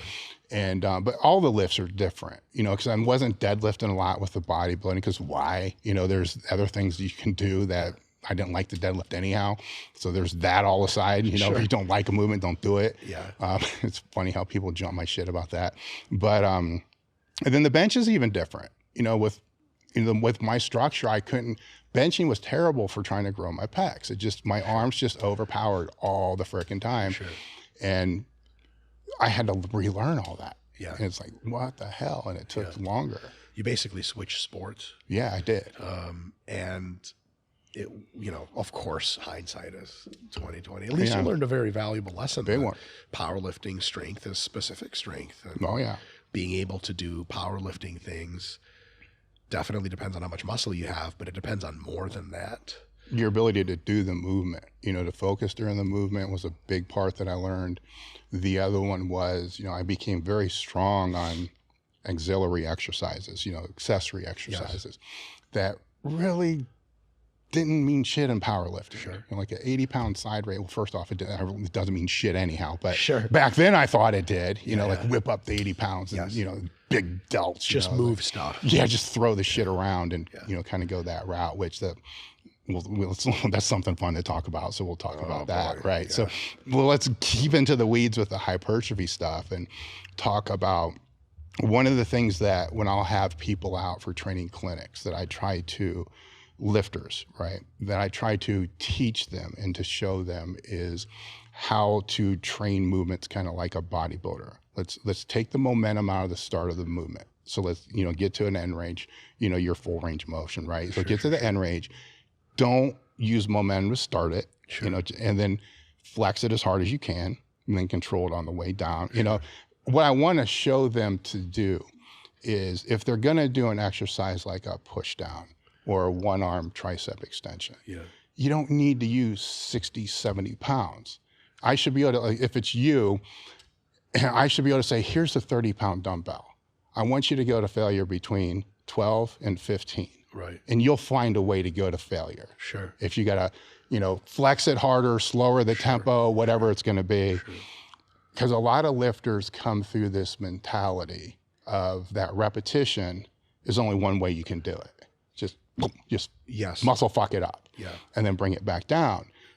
My theory, which you'll be able to tell me if this is true or not, is if that's all they do, the joint wear and tear is going to be way higher, because if they can use a lower load, control the weight better, would that not result in less joint wear and tear? Absolutely. I think it's important to ask the question of what are we doing with this specific exercise right now? Yeah. Because if it's like, look, zombies will be here soon, and if you don't get this one rep, we're all going to fucking die. Use whatever. Use your glutes, use your hips. Who cares? If you are trying to strengthen the triceps, there's like a trillion better compound moves than a cable push down. Yeah. If you're trying to grow the triceps respond to tension generated by the triceps, and that's what grows them. And it doesn't matter how much rear delt tension or lat tension or ab tension you do in this first part to push the weight down.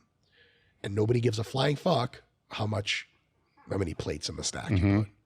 So if you can use good technique that isolates mostly or only your triceps, you can produce lots of force on the way down, but also control the eccentric on the way up. Yeah. You get the most out of that exercise for growing the muscle, and you don't get any of that other stuff like joint wear and tear by using more weight than that muscle alone actually benefits from. And if it's more weight than the muscle alone benefits from, you have to have other muscles and movements come in and help out. Why? Because you arbitrarily said you wanted to lift more weight? There's always a thing where if powerlifters are working in with bodybuilders on assistance work, I mean, it's like that for all humans, mostly men, I guess. You just fucking want to be able to do a lot. You watch the bodybuilder do 100 pounds for 10 reps and then cable push down, and he's doing great technique, and you're like, fucking pussy, watch this. And you do 150 pounds for 10 reps. But everyone knows, except for you, that your 10 reps were the single ugliest thing ever recorded on camera, and his were flawless. So at the end of the day, what did you do? You hurt your joints more or put more stress on your joints. You probably got the same workout for your triceps, but at a multiple expense of your joints, of systemic fatigue, of other muscles you could be using. I mean, imagine if you did a curl with so much force that you needed your lower back and glutes to activate a ton. What's that going to do to the deadlifts you do tomorrow? You're not going to be as fresh. You might hit 5 pounds less than you could have 10 pounds less. That shit adds up over time.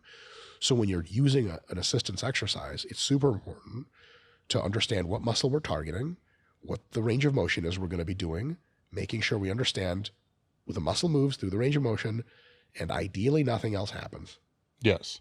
That's how you fucking train the muscle. Yes. For that muscle size to increase. If you want that muscle strength to increase, then you put it into a movement that's more strength oriented, like a compound movement, a JM press, for example. You want strong triceps, JM press is great. Because it's not quite isolation, it's more compound, and you press as hard as you can with your triceps and then slowly lower. But that still means no heave-hoeing. I mean, there's probably guys that would cheat on the power lifts if possible. The thing is, power lifts are not amenable to cheating, and so all of your other work that you should do should also not be amenable to cheating. Like you see guys doing like face pulls. and they're going rocking forward and rocking back. Like, what are the face pulls for? Yes. They're like, well, it's so I can retract get into my bench shirt better. Like, are you allowed to rock back on a bench? Like, no, the bench prevents it. So what the fuck are you doing right now? You better use your actual delts, you stupid asshole, because that's what we're here to train. It's really easy to get away from that. And I think it's super important for a mature lifter to understand that every time I lift a weight, my technique has to reflect the demands of what's going on, and it has to be fucking good. And how much weight I use should be something that falls out of that equation and not plugged in up front. You don't come up to it's so tough. You don't come up and say, I'm going to use the fucking 80s for curls. You go, I need a bicep workout with dumbbells. I have no idea what the weight is going to be, but I need it to be in sets of 5 to 10. You warm up, and after a while, you're like, it's the 60s. Yeah. And a training partner of yours is like, let's fucking hit these 80s, bro. And you're like, for sets of 2, like, whatever, just fucking get them up. Like, what? Yeah. Why are we here to just throw 80s around? Because there's a girl walking around who will like face at me if I successfully get 2 reps. It's nonsense. Yeah. Well, the other variable that is just as hard outside of the weight is the reps. So you can tell somebody, look, it's going to be, get 8 reps. And they're going to get to 6. And if they're controlling the tempo, it could fail if they just kept doing that. But they got this fucking 8 reps in their head. So it becomes this clusterfuck. Whatever I have to do to get 8 reps, I'm going to do. Yeah. Live or die. Exactly. And it's hard. Like when you're trying to teach that, to somebody that doesn't have that muscle control. Sure. Is that the word I'm looking for? Ego control? Well, not ego control so much. It's just they don't know how to flex. They don't know how a muscle feels to contract. Yes. They can't tell where the tension is coming. Yeah. So then we're trying to teach them to let that tension stay on the tricep. Sure. And it's a tough one, right? Sure. Because you can time it, tempo away, but that's where, RPE, reps and reserve, that's where all those things kind of get a little confusing because they'll see, hey, I want you to be, 4 reps shy of failure or 2 reps shy of failure. But they end up doing 3 good reps and they do some fast reps and they could end up doing 15 total reps instead of the 8. Instead of that whole, how do you teach people and help them to mentally wrap their head around that? I'm glad you asked. I have a very distinct answer. Yes. I think there's a hierarchy to this, and I think it's a 3-step hierarchy. At the bottom of the hierarchy is for beginners or people new to any movement, but especially beginners to training. And the number one thing we want out of those people is to be able to demonstrate good external technique. Like if you are doing a squat, I expect you to hit depth, and I expect you to stand up. I expect your force to be spread evenly between your heels and your toes. And I expect for the bar to stay rigid on your back, and I expect your back to stay like this instead of be like all around. Yeah. And if you can do that, I don't give a fuck if you feel it in your glutes or your quads or where. I don't care how you feel about shit. I need good reps. Like, like videos of weightlifting halls, like the World Weightlifting Championships. You look at it and you're like, how the fuck is everybody in there has got perfect technique? I want that. Yeah. So for probably 2 years, all I care about is good technique. And the way I decide with athletes, should you put more weight on the bar, is show me a set of whatever reps you were going to do. And if every rep is very good technique, then you can go up and weight. Okay. And if you fuddle, next week we do the same weight because you're not ready for the shit. So technique first. After they demonstrate that they understand what good technique is, and I'm going to say something else here that's important. In their fucking soul, they are dedicated to every set being good technique. I'm trying to come from a place with athletes where you should be more ashamed about doing bad technique than you should be ashamed about not being strong enough, whatever the fuck that means at the time. And this is probably true for folks like, I'm not going to speak about to you, but you can tell me if this is true for you. I've been around the block. I've been around lifting a while. I think of myself as someone who knows things. When I come into a gym and I see someone doing a perfect technique, anything, I'm 10 times more likely to come up and talk to them and be like, dude, you're the fucking shit. That was awesome. Than some fucking strong fucking retard who's like 8 vials of tread in his eyes and he's benching 4 or 5 for reps. Oh, slow clap. I got 8 guys from New Jersey that did that too, and 4 of them are already dead. You can be number 5. Yeah. So it's first technique. Once you have a base of technique, the second thing is you teach them how to go hard. And by hard, I mean something very specific. How to grind reps while always maintaining good technique. Anybody can grind reps. If you're like, just do whatever, they're like, it's everywhere. But if you can first get good technique, that first year or two of learning good technique, it is almost that the lifting seems so unanimated. It's like the difference between going to the WPO championships back in the day and going to a weightlifting meet back in the day. Weightlifting, you got your butler there, it's a golf clap, everything quiet, everyone's got perfect technique, and this is boring as fuck. But after that boredom, then you grind these motherfuckers and you say, okay, now that you know what good technique is, and now that in your fucking soul, it's your pride to get every rep with good technique, no matter what, I'm going to offer you another challenge. Now we're going to take you closer and closer to failure, to muscular failure, to where you can't do it often. And what I want you to do is we're Icarusing your dumbass into the sun. And I want you, as Icarus, the dragon or whatever the fuck, as you get close to the sun, even though your feathers are burning off, I want you to fucking fly into the sun with the same fucking cadence as always, if there is no fucking sun. You give me that person, after a couple of years, they know what two things: really good technique and how to fucking push hard without it failing. As far as powerlifting, I'm already done with that motherfucker. They're in, you're ready for whatever kind of powerlifting training they're going to do. Yeah. There's a third level that helps with some powerlifting assistance work, like you were getting at, and it helps with bodybuilding, and that's the mind-muscle connection. Now that you know good technique, now that you know how to push hard, I want you to start connecting with your muscles and asking yourself the question of, what am I pushing hard with? Is it my chest? Is it my triceps? If instead of doing my skull crushers like this, if I go like this, does that make the tension higher in my triceps versus my pecs? Then, as officially an advanced lifter, you can start feeling that out. But to your question of, like, if you have a person who doesn't really know much, how do you get them to feel that their biceps are working? Dave, I don't have an answer for that shit. Yeah. I think that's 3 questions away from where we should be. Good. Yeah, that's a good point. Yeah. It's like trying to make someone, like, hey, how do I pick up? This is the pickup girls thing is getting crazy. But fuck, I'll use it. How do I pick up girls in Spain? How much Spanish do you know? I don't know any Spanish. Well, guess what, motherfucker? You got to learn Spanish words first. Then you got to learn Spanish sentences. Then you're going to learn how to talk in Spanish. And then we're going to teach you that you're 4 steps ahead of yourself. So if you want to learn how to fucking use individual muscles and am I really active with my biceps, first, you have to get good technique. Second, you need to know what it fucking means to grind with good technique. Third, on your way to grinding with good technique and experimenting, you're going to start to notice you feel different parts of your body. And then when someone says, hey, do this chest press machine, but now try to get it to be more of your pecs, that starts to make sense for the first time ever. Because if you tell someone with no technique base and no hard training base, hey, do a set of 8, RPE 8 or RIR2, and I want you to really hit your pecs. Oh my God, bro, you just dropped 4 completely alien, non-mixable things into one brain. Who the fuck knows what they're going to come up with after that? And at that point, I think most people just settle into, like, what's my social environment? Are there other big guys around? Do I have someone that's working with me? I'll just do one more rep than they will. And I'll yell enough to where guys think I'm tough, and I'll feel something in my chest. I'm much more of a fundamentalist in that regard. Good technique first. Then you teach someone with good technique that's been training pretty hard to really push it while still reserving their technique. After that's done, then you teach them all that advanced fancy shit. And there's a bit of an apprenticeship element to it that, you do have to train for months and months and years to be able to earn the right to come up to a leg extension machine and do Tom Platz squeeze reps. You don't know what the fuck those are. Don't bother about doing them. Just go up and down in the squat rack until you're really good at that. Then go up and down in the squat rack until you're almost failing, but your technique never, like, I want to see someone fail a squat, just come up and go, nope, that's it. None of this, none of that.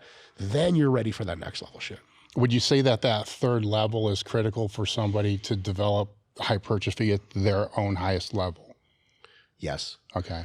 Because if I'm doing hack squats and I know how to do them with a generally good technique, and I know how to go hard, I'm getting 90% of the muscle growth I'll ever get out of hack squats. But if I don't really know what it feels like to have my quads be the thing that's really active versus my glutes, then I might be standing with my feet too far ahead of the hack squat. My numbers are great, but the amount of quad stimulus I'm getting relative to the amount of weight on the bar, the amount of spine crushing that happens, the amount of systemic fatigue just from fucking trying hard, that fatigue, the stimulus isn't high enough and the fatigue is too high.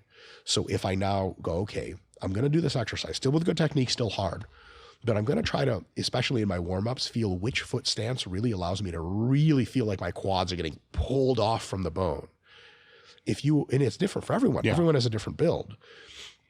once you learn that mind-muscle connection, you can use it as like a canary in the coal mine to see, hey, how's this affecting the muscles I want? And then you may be able to whittle into a hack squat stance, which you actually use 50 pounds less than you did before. Yes. But every single rep is like quad annihilation. It feels incredible on your back. There's barely any fatigue. Oh, now you've got that figured. If you just know generally good technique and you just generally know how to push hard, I'm not really sure if you're feeling it a ton in the quads. And that's a trippy thing for intermediate lifters, or sometimes you get a guy who's like really good at the lift generally and you throw him into a hack squat and it looks to you like it's good and you're motivating them and they're going hard and hard and hard and they bleed out of their fucking eyes and you have to peel them out of the machine.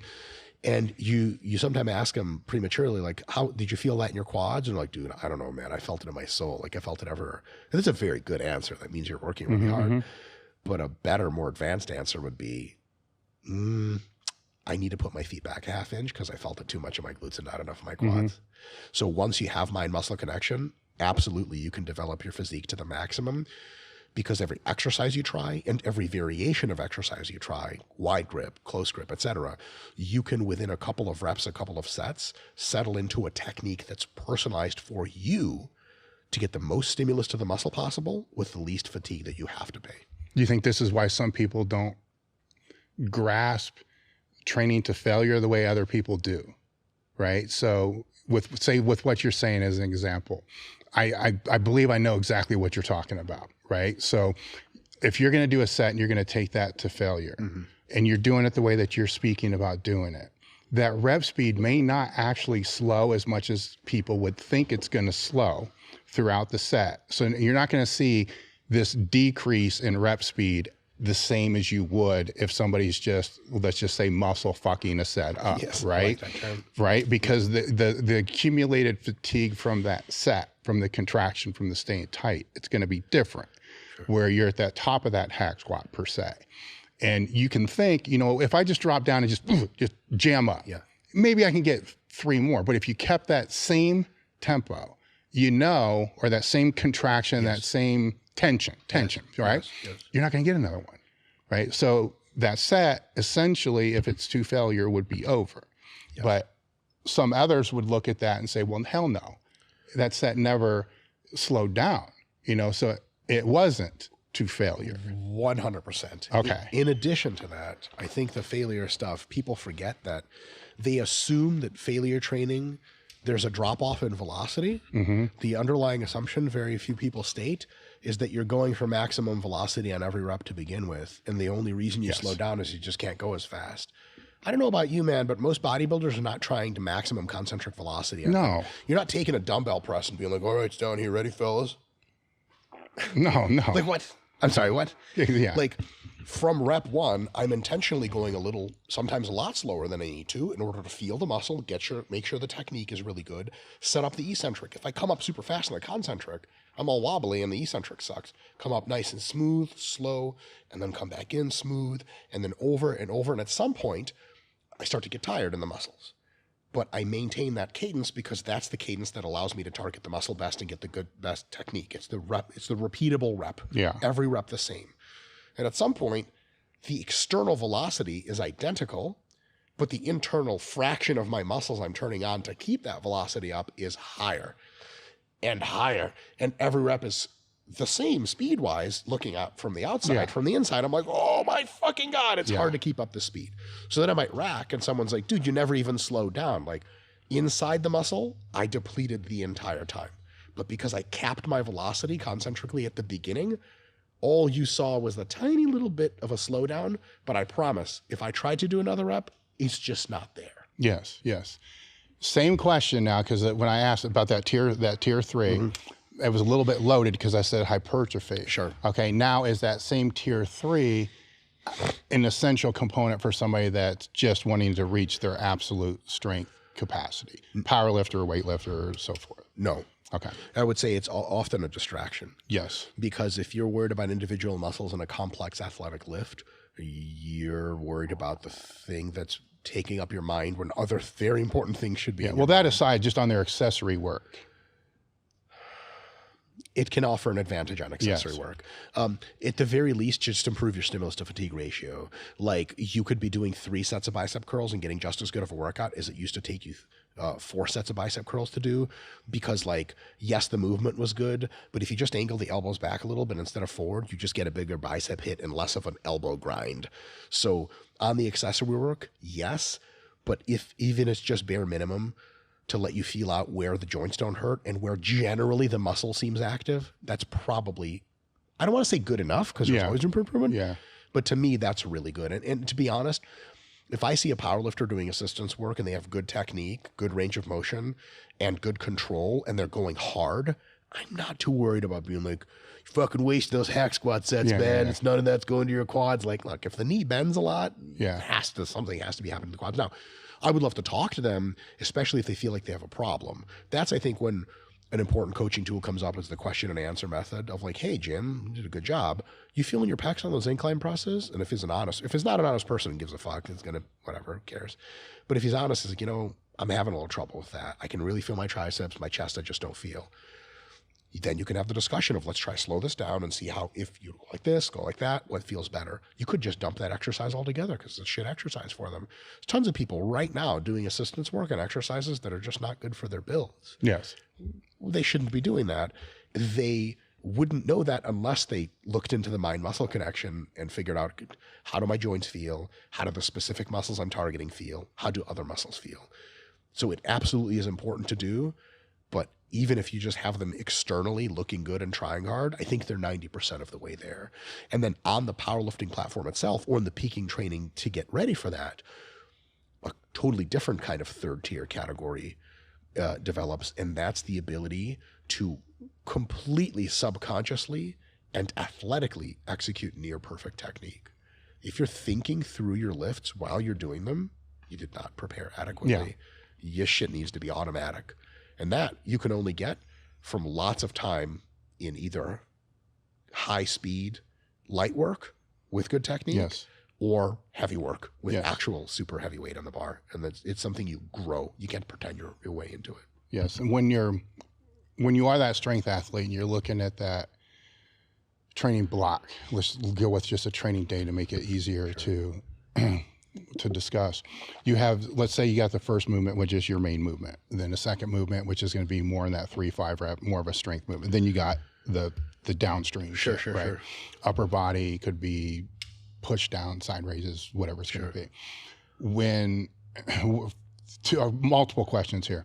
When you're looking at a program from that, the way I define volume is sets times reps. I define workload sets times reps times weight, right? Just to make sure we're on the same page.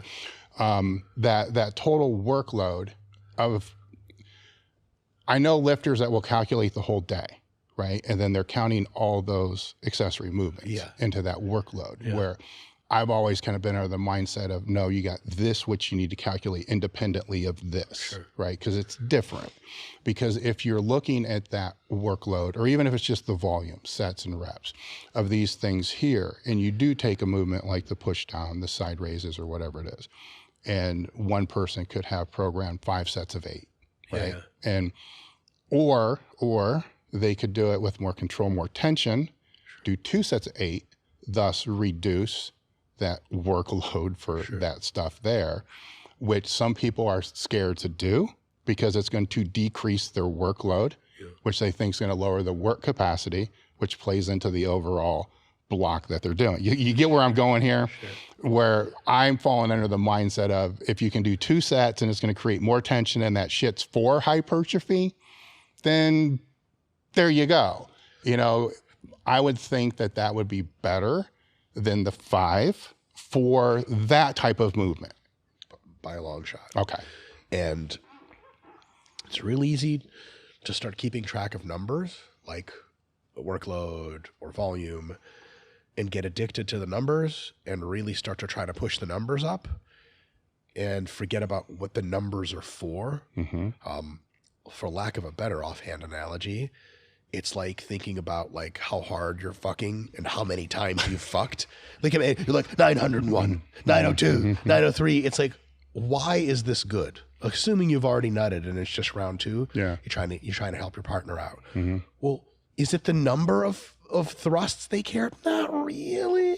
Is it how hard each thrust is? Still something is missing. No. First is quality of the action. So if you give me high quality reps and sets, you don't have to do as many of them to get the same result. Mm-hmm. The quality is based on what we want. What is a high quality set in bodybuilding is one that provides a really good amount of tension without a ton of fatigue. If that's something you can do and 2 sets of it, blow your triceps up like crazy, you're fucking done. You didn't have to do 5 sets. Yes. There's nothing magical about volume that does anything other than stimulate the literally molecular structures that grow muscle. And if you can get a stimulus for those structures with fewer strokes, so to speak, then you're fucking winning all the way around. Now, if more work is called for, you just fucking have to do more work. Because on the other end of that, people try to get real cute and creative and super efficient. And they're like, I just need to do 1 set of this and I'm good. Shut the fuck up and do another set. Yeah. It's clearly not enough stimulus. So work capacity is a bit of a different discussion. Yes. If you're intentionally trying to build work capacity, you just have to do a certain number of sets and reps to build that work capacity. But I would say if your goal is powerlifting especially, the amount of work capacity you need is preposterously low because you need to do 9 total lifts in one day. That's it. Yeah. So I think some people get carried away with that. I think you focus on quality first and not the number. And here's another related concept. When people get too into the, I need to hit 5 sets or whatever, 6 sets of 8, they also do a lot of the shit in powerlifting where they do like the mail-in reps where like, yeah, you're doing push downs, but you're just kind of doing this, you're texting, you're doing this, talk to someone, do this. The RPE is a giant question mark. The muscle target is a giant question mark. You're just putting down stuff that you did. At what point does that become useless? At some point it becomes useless, and at some point it becomes negative because it actively introduces much more fatigue than it does stimulus. Go into that a little more. So you start doing an exercise, let's say not so well. Yeah. At first, even a not so well exercise, it helps you, right? Mm-hmm. And then at some point you do another set of it, and the amount of fatigue that it contributes, you're not getting much more stimulus out of it. Like your muscle's like, I'm actually good. It's more fatigue. And then more fatigue. And the fatigue goes like this, and the stimulus goes like this. And at some point, you're essentially poisoning the system with fatigue. It's kind of like you start out making burritos in a kitchen, and you have some dirt and dust gets everywhere, a little tomato here and there, but you have all the super high quality ingredients. You roll 3 unbelievable burritos, everyone's happy. You're down a couple of ingredients. Like, we're out of sour cream, we're out of cheese. Sorry. You can still make some good shits decent. Somebody could walk into Chipotle hungry as fuck and be like, I just need a fucking burrito. I don't care about guac or whatever. Hey, here you go. Good. At some point, you only have like half of a fucking tortilla and a bit of cheese. That's a net negative experience for me. If I pay $9 for that at a Chipotle, you're costing me $8, and it's most $1 that I would pay for fucking cheese rolled into a goddamn tortilla. So the net interaction of that is negative. So if I do a set of 8, but my elbows are already fatigued, my muscles have had enough stimulus, and now anytime you ask your muscles to do work, they have anabolic machinery that turns on and catabolic machinery that turns on. You go past a certain level of work, the catabolic machinery is the only thing turning on at that point. And then you're actually setting up a situation of muscle loss, even though you're doing more work. So the critical factor in training is to first of all, have high quality training that turns the anabolic machinery on as much as possible without the catabolic machinery first. Mm-hmm. And second, you need a somewhat objective cutoff point of work until you realize this is enough work to where I think I've benefited as much as I'm gonna. And the cutoff for when I start to get into lower benefits and the negative benefits is already here, I'm fucking done. I remember, I think it was you, many, many years ago, you had like a one-off quote that I'll never forget.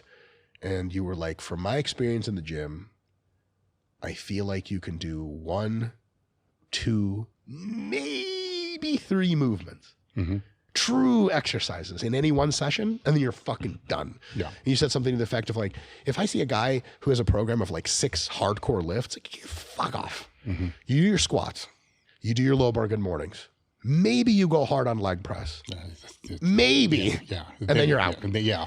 Or it's just junk shit after that. 100%. And that junk is causing sometimes neutral shit. Yes. But like, like we have like wives and children to go home to. Yeah. I'm not here to do fucking neutral shit. I just go watch Netflix. Mm-hmm. And in negative shit, holy fuck. I mean, that's the end of the story altogether. So it turns out the best kind of sessions in lifting are sessions that on average are a little bit shorter, but meticulous, perfectionist, ultra intense, and super zap that muscle or that system that you're going after, and then you fucking leave. Yeah. And you come back another time. Weightlifters are so dependent on high quality because their power generation is such a big deal. If they're not explosive, that's not even training for the sport anymore. Weightlifters have 9, sometimes 12 sessions per week, but each session's half an hour. They took your shit and went the extreme. They'll do a session in the morning of only squats, and then a session at night where it's first push presses and then standing strict press, and then they go home. Why? Because if they stayed for lateral raise after, the quality of that work is so below their cutoff line for what constitutes good quality work, they can't justify even being there. Now that's fucking extreme. Yeah. But at the very least, folks listening to this, if you have shit you do during the day in your session, let's say it's a Thursday and you have 5 exercises, you should be able to do a few things with all those exercises. Answer the question of what every one of these does, and then ask the question of yourself, if I go hard on every one of these exercises, is it good for me or is it bad for me? Because people have shit in their plans, they sort of tacitly admit that's not even a good idea. They're like, yep, I got close grip bench, I got dips, I got some board presses, and then I have like these extensions, tricep shit, but if we don't get to that, no worries. Where the fuck is that in the program? If you went hard on those tricep extensions, would you get better? They're like, well, get rid of them. Or if they're like, well, yeah, well then shut the fuck up and do them well. But I don't have enough energy. Sweet, your day is too long. Make a higher frequency program. Now you don't go to the gym 4 days a week, you go 5. So when you hit those push downs, they're for real. Everything in the gym should be done with a fucking high level of quality. And if it's not, it's probably a waste of your time. Yes. And by probably, I mean almost certainly. That can actually pivot the discussion then into the difference between HIIT training protocols, or high volume protocols. Because typically with the HIIT training protocols, you're going to see more frequency per week, right? So it depends on who you subscribe to. Well, I know that is absolutely a way to do HIIT. Yeah, there's a lot of variance there. So let's just condense it to one set to failure to whatever means that takes to be able to do that, and 2 exercises per body part. It's kind of average, right? I'm trying to think. That's fine. Yeah, I don't want to mention programs, but I'm trying to like run them through my mind. But we're going back to Darden and Ken Leisner and through that whole chain. Where the interesting thing that I've seen over the years of following bodybuilders is they love it after they've been doing high volume work for 6 years. And then it's the greatest thing in the world. And then 2 years later, it's back to the high volume stuff, and it's the greatest thing in the world, which ends up being this giant phasic structure of different training. Which like you're really just doing phasic training again. Yes. The failure stuff is interesting and the HIIT stuff is interesting, and here's why. With high volume work, traditional bodybuilding splits, like 5 sets of 10 to 12 reps. A lot of times, you used to read the bodybuilding magazines back in the day, I assume. I read them. Just kidding. I also read them. Lots of cum stains. But were your current theme again? It's not just a current theme. It's just the theme. So here's me getting canceled. All right. So a lot of times they didn't even specify the reps in reserve. Like when people say like, oh, I did 4 sets of 10. I'm like, first of all, how the fuck is that possible? If you go to failure in the first, you ain't getting 10 again unless you're taking 20-minute rest break. So to me, that was always mysterious. What I ended up realizing later, and one of my colleagues, Jared Feather, he's an IFB pro. He's more mean about saying this. And as a pro, he can get away with saying a lot of shit because what are you going to do? Like he's already at the top. But he's like guys they just mail in all the reps and they go like 5 or 6 reps in reserve and call that failure. That's how they can do 5 sets of 10 and say like, every set was hard. Like, no, it fucking wasn't. So I think guys who do that kind of bodybuilding training with a junkier fraction of volume, like all the sets are on average of a worse quality. They're not as close to failure. The technique might be whatever. That type of training is psychologically, on the one hand, easy to do, but on the other hand, it gets boring real fucking fast. And you just feel the junk volume in your fucking heart. Then what they do is they flip the other extreme and they go, fuck that, I'm doing this 1 set to failure protocol, which is great because it's not boring, but it's so goddamn brutal and emotionally taxing that they burn out for that reason. So I think maybe a better path is to mostly keep yourself a little bit shy of failure, try to hit a rep or 5-pound PR every week on all of your lifts. Start with like 3 reps in reserve and increase the load or the reps a little bit so that eventually you'll hit failure at the end of the month before you deload. But the number of sets you do is you say to yourself, every set will be high quality. Every set will be the setup that I would use for high intensity training, because you treat it as if you only have one set. And then you stop a little bit shy of failure, write down your reps, rest 2 to 3 minutes, and then do another high quality set. So my preference for the best way to train, just my preference, isn't 1 set to failure. And it's not 5 bullshit dumbass sets of where you're barely trying. It's like 3 or 4 sets, but each one of them is fucking really good. Yeah. So, oh my God, the answer is always somewhere in the middle, right? For sure. Yeah, something we completely forgot in this right. And the thing, sure, yes. Nonsense. Your side of people and my people are good. So we can have the first white supremacist Antifa combined rally. So at the end of the day, I'm not necessarily saying, okay, it's only the middle path that works. Yeah. Because there may be times to do more of the volume approach, and there's times to do more of the high intensity approach. But I just want people to be maybe a little bit more focused on quality. And there's not a time when that isn't important. Having good technique on all of your reps, making sure your mind is right for all of your sets. One thing I got from powerlifting is like, you treat each set with a bit of reverence, you know? You don't just strap in and just start doing this. You get in there and fucking go, but with good technique, and you'll realize that whatever plan you had, volume, not volume, you only need so many sets of that good approach for you to be like, wow, that was a really good workout. And for some people, they need more sets. Some people need fewer sets, but everyone should be training with a high degree of quality, good technique, hard effort, potentially a mind-muscle connection. Then you're winning on all fronts. It's like, you know, if you build minivans for mom to drive, or if you build formula cars for race car drivers to drive, it's quality either way. Can you imagine an engineer at Toyota be like, hey, how's that door unlock on this mom van? He's like, fuck if I care. They're just moms, right? What the fuck? Of course it has to be a good locking mechanism. That's our fucking job. Same with trainings. Whatever training you do, take it seriously. Don't just use good technique and execution in a hard drive when you're doing like a dog crap training routine. And don't, when you're doing the high volume stuff, don't switch off your brain and just do this. Whatever volume you're doing, do it every set correctly, properly. Try to really live up to that level of, did my muscle, whatever muscle, chest, for example, did it get targeted and fucking smashed in that set? While at the same time, I kept my cool and didn't let all the demons from my childhood make me do 5 yelling episodes. Calm, meticulous, focused machine. Rest, repeat. I think that builds great physiques. Without getting into the too far on the one side or the other side. Yeah. Where does the cardiovascular fitness fall into this in regards to, I mean, the recovery? There's a lot of variables that this is going to play into, but you know, you have a lot of, you know, zero cardio. Then you have the GPP Nazis, which really don't even know what they're doing, you know, which isn't really cardio. It's more just anaerobic shit junk that they're kind of doing with the sled. But where this is getting personal. Well, you get what I'm saying. Oh, yeah. You know, it's that they're thinking that it's actually doing something that's not really doing. Sure. Where just the cardiovascular part of the whole equation. Yes. Where's that fit in? For bodybuilding or for powerlifting or for both? I can answer. Let's go for both. Both. Okay. Well, bodybuilding, I mean, with outside of, you know, the calories and, you know, So just the recovery part. I can give you a grand tour super quick of the whole thing. The number one determining factor, other than just being around and training for realistic work capacity, is how fat you are. I'll just be straight up. If you're a fucking 200 pounds over fat, you're going to have to do some cool shit to get your GPP up enough to be able to hang with sets of 5 without throwing up. If you're leaner, oh my fucking God, all of a sudden you're like Lance fucking Armstrong. You have no idea why. So for powerlifters, not getting ultra goddamn fat in the off season is a big fucking help.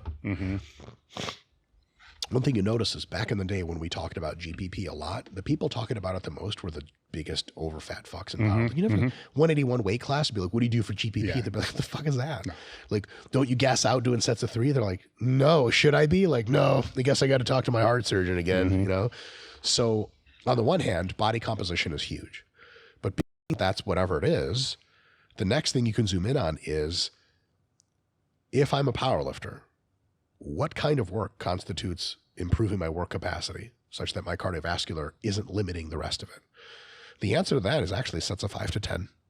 Because if you do sets of 5 to 10, that hypertrophy work, not only does it build up your work capacity, not only does it make you jacked, but it also means that when you're doing sets of 3 to 6, your lungs aren't going to be the limiting factor. Because fuck, if you could do sets of 5 to 10, sets of 3 to 6, you've just been walking, you could do that with a cigarette in your mouth, which is how I like to train because I'm Russian. And so I think those slightly higher rep phases, specific to hypertrophy and to powerlifting, are basically the best possible way to condition yourself for powerlifting training. If you worked up to have a good enough cardio and work capacity to where sets of 8 were something you could do and not throw up blood, the rest of your powerlifting meet prep is going to be fucking golden. You don't have to push the sled around at all. You don't have to do any formal cardio, nothing. Now, if you take some walks with your dogs at night for 20 minutes, 5 days a week, that will help the equation. If you start doing cardio that's like treadmill or bike or whatever, you start to be in this position where you're potentially increasing your cardio ability at the expense of some of the structures that make you strong. The best people in the world at cardio, or let's call them marathon runners, are they big? No. Why not? Because that much cardio is really catabolic to muscle tissue. And it actually alters their muscle tissue into more slow twitch type, which means their nervous system also takes a hit, and the nervous system is just not really capable of producing a lot of explosive effort. They're just really good at slow repeat effort. In order to chase that dragon of good cardio, you don't want to become so good at cardio that you become shitty at everything else. For example, stupid analogy, but like, okay, let's say we have a fighter pilot and we want to make sure that they're as safe as they can be on the ground if they get shot out of the sky. Whether you give them a 9mm and they pack it in and that they fucking inject, that's it, that's all they have. You'd be like, well, hold on a sec. What if we give them a fucking Gatling gun?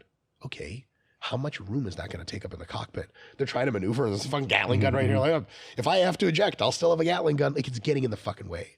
So I think some people have this temptation of where they so don't like to be in shape during lifting that they're like, man, I got to fucking hit the cardio harder this off season so that I'm like okay with sets of 8 and not throwing up. Well, hold on a sec. Sets of 8 are where you're supposed to not be okay with as a powerlifter. You're supposed to be throwing up from sets of 8. So that when you get to sets of 3 to 6, you're not throwing up. And when you get to sets of 1 to 3, you're fucking totally golden. If you call yourself a powerlifter, the thing you have to get conditioned to is sets of 1 to 3, because that's what actually matters. And the way you do that is sets of 5 to 10. That's probably the best way to do it without doing anything extra. Can you do a little bit of activity on top? Yes. Can you control your diet and get a little bit leaner? Yes. And that's all that has to be said about that. For bodybuilding, cardio as far as conditioning for training, oh my fucking God, bodybuilding training is more than sufficient. And I mean more than sufficient because just for doing, can you imagine multiple sets of 15 reps in a hack squat, multiple times a week, incline bench, dumbbell press, row, you're going to be in fucking amazing shape. And because bodybuilders especially have a reason not to be fat, if you're walking around 11% body fat and you can do sets of 15 and you have been for weeks, man, you're in real good cardio shape. Could you be in better cardio shape for something arbitrary like having a much healthier heart? Sure. Say, pull back on the trend knee a little bit. That's probably going to do a lot. But do you need any more cardio for bodybuilding? No. Any more cardio that you would get, you'd have to do cardio specific shit. And that would start to impinge on your ability to actually train, recover from the weight training and all that other stuff. So I'd say keep the cardio as sport specific as possible and just do slightly higher volume. So the reason of doing light cardio for circulation to be able to move nutrients to help you recover is bullshit. So the big problem with that is it's not enough. It's not clear to me or most of the scientists that nutrients have a limiting factor of like blood flow. So for example, if somebody, you ever watch the show My 600 Pound Life? No, but I know what you're talking about. If you don't want depression, just never watch that show. It's great. Lots of Ohio residents on that show, however. Plenty of Michiganders. And it's people who weigh like 600 pounds and they're candidates for bariatric surgery, and it talks about their lives and how they're doing this and that. They have no problem growing their body fat. And you have to deliver nutrients to fat cells for them to grow, even though they're completely immobile in many cases. I mean, they just sit in a bed. They just eat McDonald's. Fucking hell, those McDonald's nutrients get right into those fat cells. So the idea that you have to walk around and do cardio for nutrients to get into the muscles is, to me, at the very least, unfounded, largely. That being said, low intensity cardio, especially if you're doing something relaxing if you find it relaxing, actually lowers your cortisol, which is fucking sweet. Yeah. In addition to that, it burns a few calories extra, helps you be a little bit leaner. In addition to that, it helps a little bit with local muscular conditioning with your calves and your quads, etc. So on small margins, it helps in every way. That's really good. I wouldn't say it shuttles food into the muscles, that they're doing just fine, but in a cortisol lowering way, in a way that makes you slightly leaner, slightly better at cardio, it's all winning, as long as it's not this thing that becomes a huge impingement to your daily life and becomes an added stressor. So like if you're like, all of your training is going incredible, your work is going great, your meals are awesome, you're lean, your work capacity is great, but your fucking evening cardio sessions on the bike, you just fucking hate them. I can't ever do this shit. I hate this goddamn recumbent bike. You got to really think about, maybe there's a way to get your cardio in a slightly different manner. I get my cardio the same way every day. I have a step tracker. It's made by a Chinese company. I want to make sure the Chinese government knows where I am at all times. Because when the Great War of America comes, hey, China, I'm on your side, baby. I've always been on your shit. JK. No, but people actually ask me on YouTube, they're like, the Chinese government keeps showing it. Great. They'll know that I'm in fucking Detroit, Michigan. Sounds good. They'll drop a nuke right on me. But the step tracker tells me how many steps I'm getting. And it's really like a cardio tracker because steps are cardio. Yeah. So to me, I have a goal, like my off-season goal is 9,000 steps a day. I get that. And that's the same thing as being on a recumbent bike for 20 minutes, except spread over the whole day. So I use that to make sure I'm getting enough activity. And I think for most people, especially bodybuilders, just keeping track of steps is abso-fucking-lutely good enough. And my last 2 preps, I did with 3 preps, did with 0 formal cardio, just step tracking. Take my steps from 10,000, bump them up to 13,000, keep that the entire prep. At some point, you realize it's actually really hard because you're like, I don't want to get out of bed, fuck walking around. 13,000 steps later, that's a lot of burnt calories, incredible cardio shape, all those benefits. But all it is just moving a little bit during the day, and I don't have to get on a fucking treadmill to do cardio. The other problem with cardio on a treadmill or on a recumbent bike is the human body's really good at tricking you into doing less shit. So if you have a bunch of training to do and a bunch of work and worries, and then you have like a nightly 20 minutes on the treadmill, subconsciously, you could be doing much less walking around and moving during the rest of the day. Like you get to Walmart to do your shopping and you park right up front instead of right at the back. And then when you do your 20 minutes cardio later, it's just bringing you up to a slightly lower value of total activity that you would have gotten anyway. Yeah. Better to have a step tracker and just get 9,000 steps every day or whatever. And then there's no way to cheat out of that because it accounts for all the shit. And you don't even have to do formal cardio. So when we go back to that strength athlete, and then the discussion is around active recovery, which gets kind of weird because I wonder why they need the active recovery if the training's optimal. But that's a very good question. but it becomes, that's a lot of the questions that we get is, what to do for the recovery. And usually my answer is make sure the training's solid so you don't have to do things for recovery. That's the best possible answer. Yes. I'm really glad we aligned on this. This could have been more painful if you went another way with it. Well, let's say you're training for a meet, right? So this is maybe, that's yours. Maybe we'll differ here, but I doubt it. Say you're training for a meet and you get behind the 8 ball. You're kind of fucked. You're 6 weeks out. You got to figure something out, to be able, if you're going to deload how you can deload and all you're going to do. But then that would be the time that I would say, what have you tried in the off season that you've had success with? Steam, sauna, contrast, whatever the fuck you're going to do. Sure. Did anything make you feel better in any way? Sure. Because if it did, that would be the time to be able to throw it in when you're behind the 8 ball, which you don't want to be. Sure. Right. And then that's where people will get into the, cold bath, all these different things, to be able to expedite the recovery, which happens if you get, it does. It happens, people will, usually you're going to feel like shit 4 weeks out from a meet, but that's kind of normal. Yes. There's a normal like shit and there's I can't keep doing this. Like, and that's a weird balance to kind of figure out. Sure. Where the first thing is to figure out, do they know that that's how they're supposed to feel? Yeah. That's only for more advanced athletes because if they don't know how they're supposed to feel, the whole thing is just do the meet, shut the fuck up, and let me know how it was afterwards. But they look for these, I guess it's hacks. Like they look for these hacks, right? Little sprinkles. Like, can I add an extra recovery? So there's a slightly more boring conversation and a slightly more interesting conversation about that. The slightly more boring one is that, to quote my colleague and friend James Hoffman, you don't recover by doing more stuff. You recover by doing less, because recovery is your body healing itself. And if you ask it to do more, it's just more to heal from. So people say, I'm walking on the treadmill to recover. Like, interesting. Let's get someone who's been in like a war prisoner and asked to march 10 miles and be like, you feel really beat up after that? Like, yeah. Do you want to walk some more to walk it off? Be like, what the fuck are you talking about? Oh, sorry. Do you want to lift these weights? It'll help. No. Rest. There's nothing that beats rest. That doesn't mean sitting down into a couch and, is weed legal in Ohio? Yeah, kind of. Medical. So in Michigan, it's all legal. Yeah. Come on up. So it doesn't mean you have to smoke 8 blunts and disappear into the couch, but doing less is generally better than doing more. So anytime someone says, should I add XYZ for recovery? Automatically the answer is a giant skeptical eye of like, ooh, because that sounds weird, right?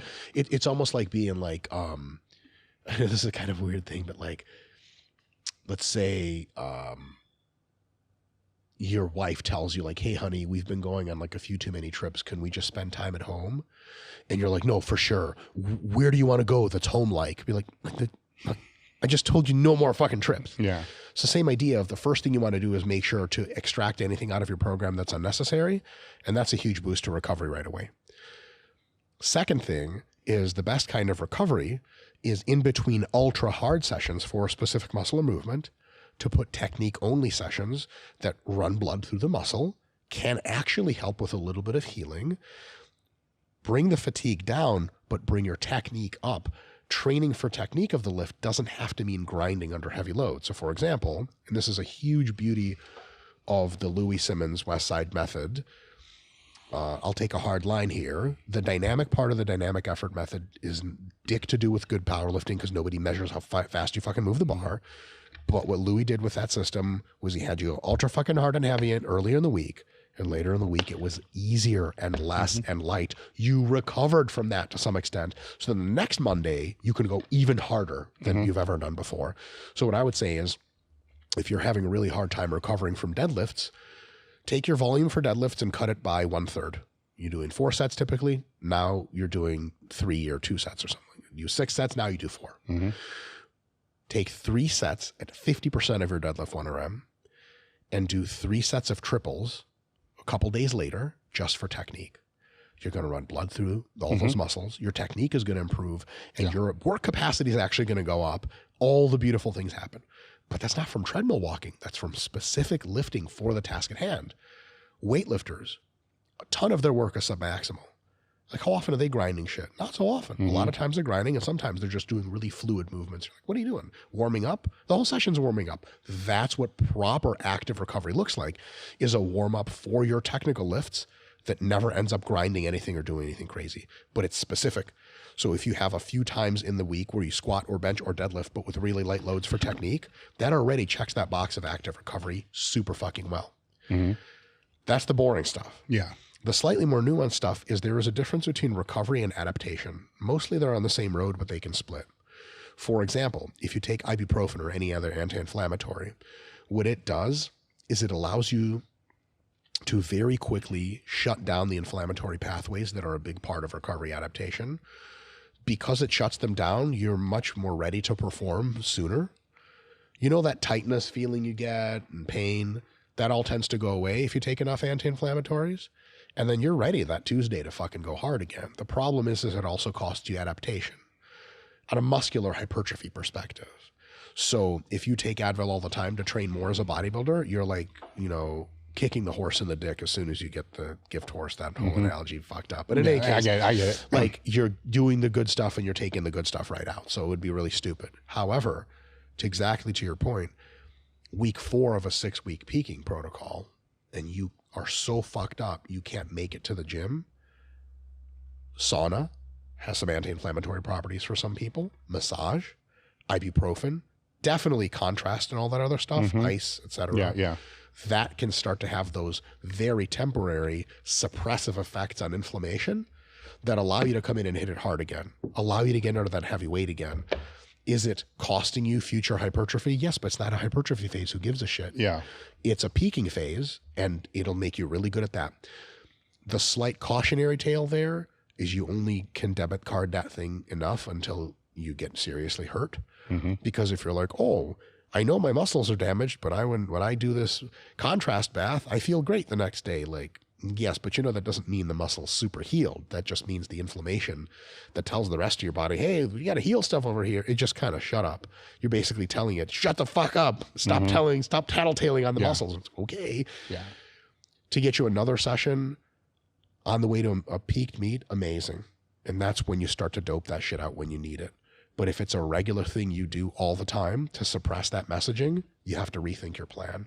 Because if you're hiding carryover soreness through anti-inflammatory drugs, massage, sauna, heat, whatever, your plan is broken. Yeah. And you need a better plan. Yeah. But sometimes when it's not enough time to pull back a bit, so you actually answered this question yourself earlier when asking it, if your fatigue is accumulated too high, you just fucking do a deload and then you ramp back in. Yeah. But if you're 3 weeks out of a meet, yeah.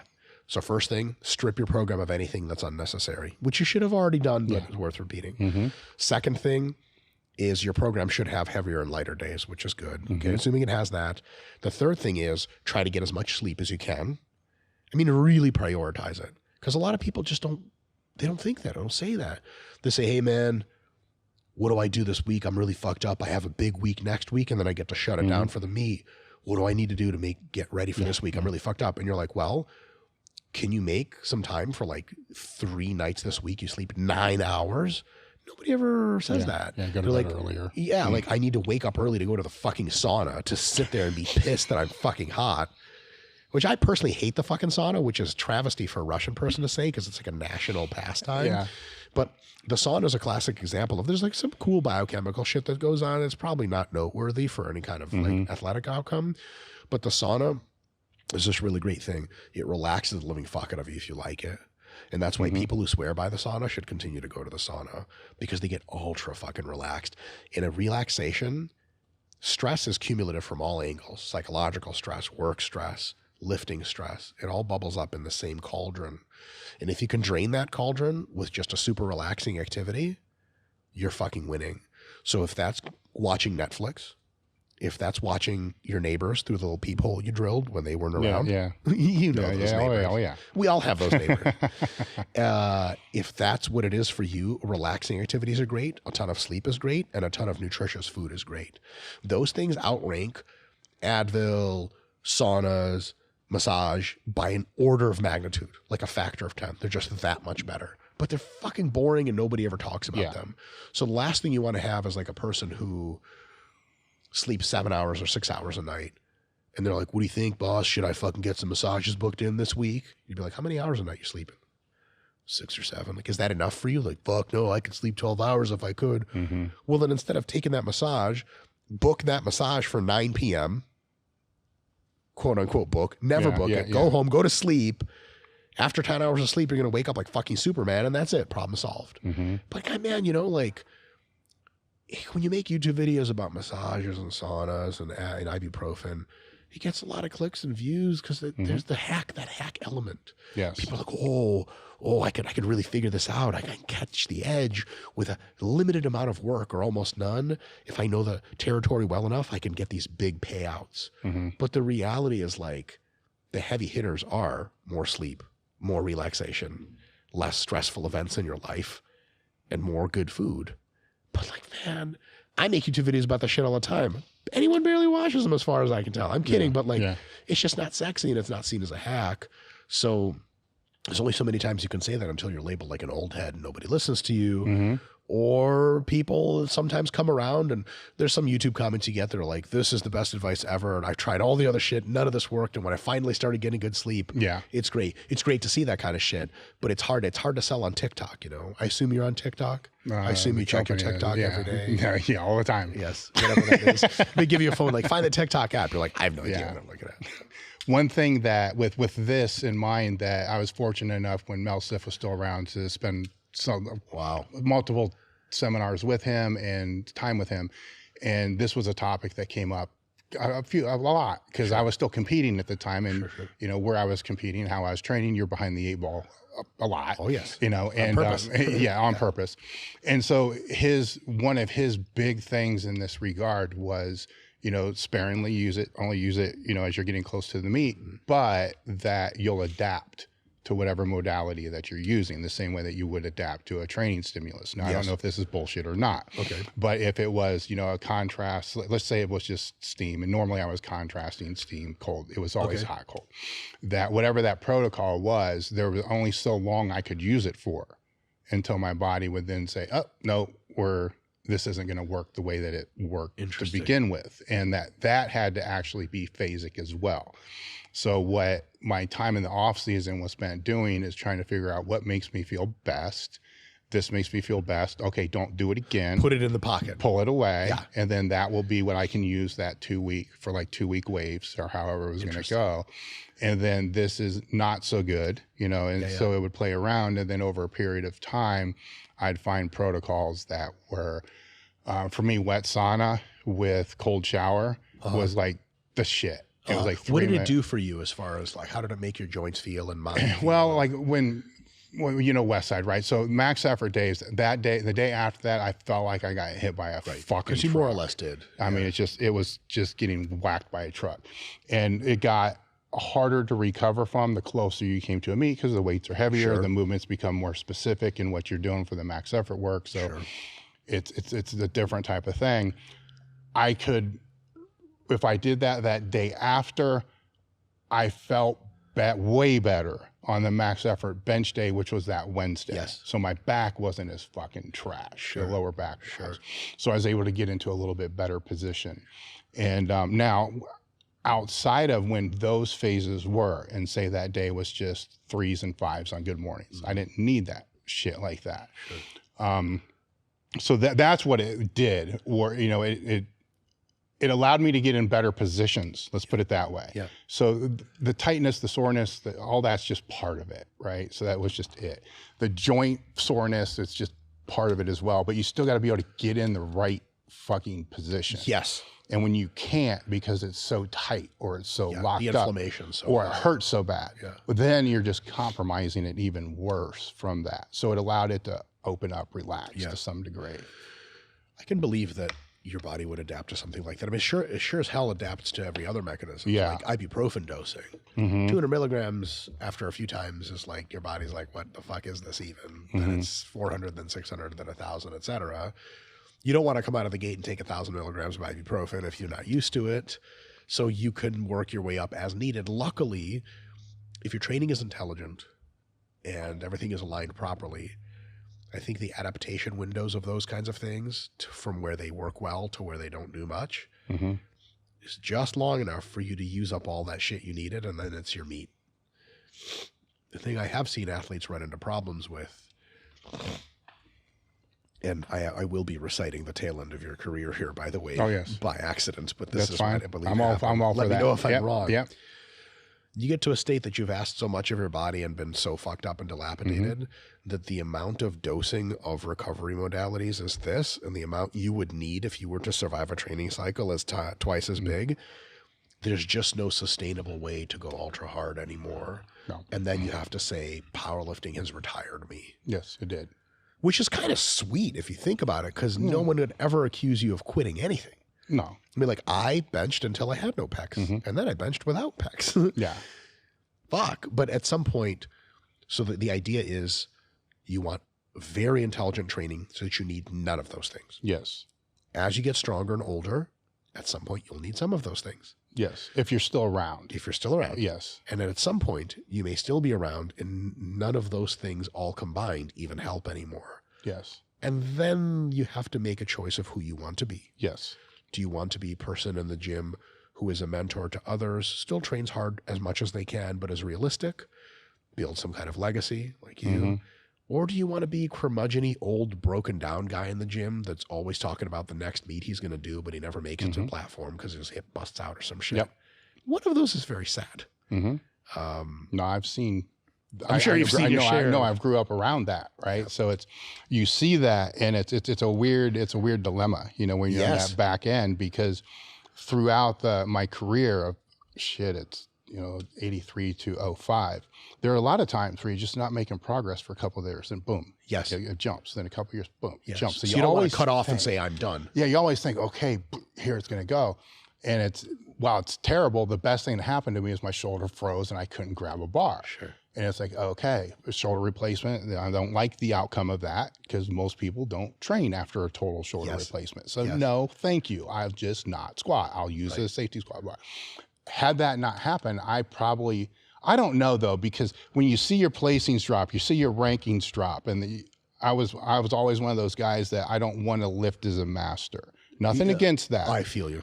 It's just nothing at all against that, but that was not me. Like I'm going to lift in the open category. You want to put your sword into the ground at the end. There's where it's going to be. If I got to start if I'm going to start compromising by trying to go to other divisions where I can rank better because of age, then I'm done.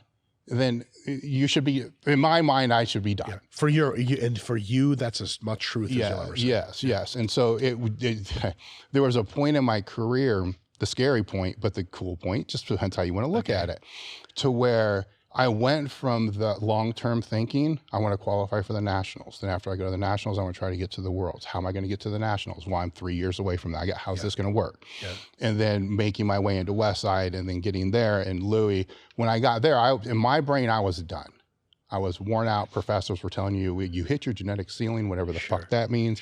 Everything is being torn apart, all this. Before I got to West Side, I was tearing shit all over the place. And you get stuck in a mindset, linear. It's linear. It's just it's the same shit all over the time, And so then when Louis got a hold of me and convinced me, and it was him, Chuck, and Matt Dimmel, and a few other ones, that just try this shit, just do this. Then my mind changed. My mind changed from, if I'm going to go back and I'm going to do this, because now I'm graduated, so I can have a career, or I can just fuck it, I'm all in with this.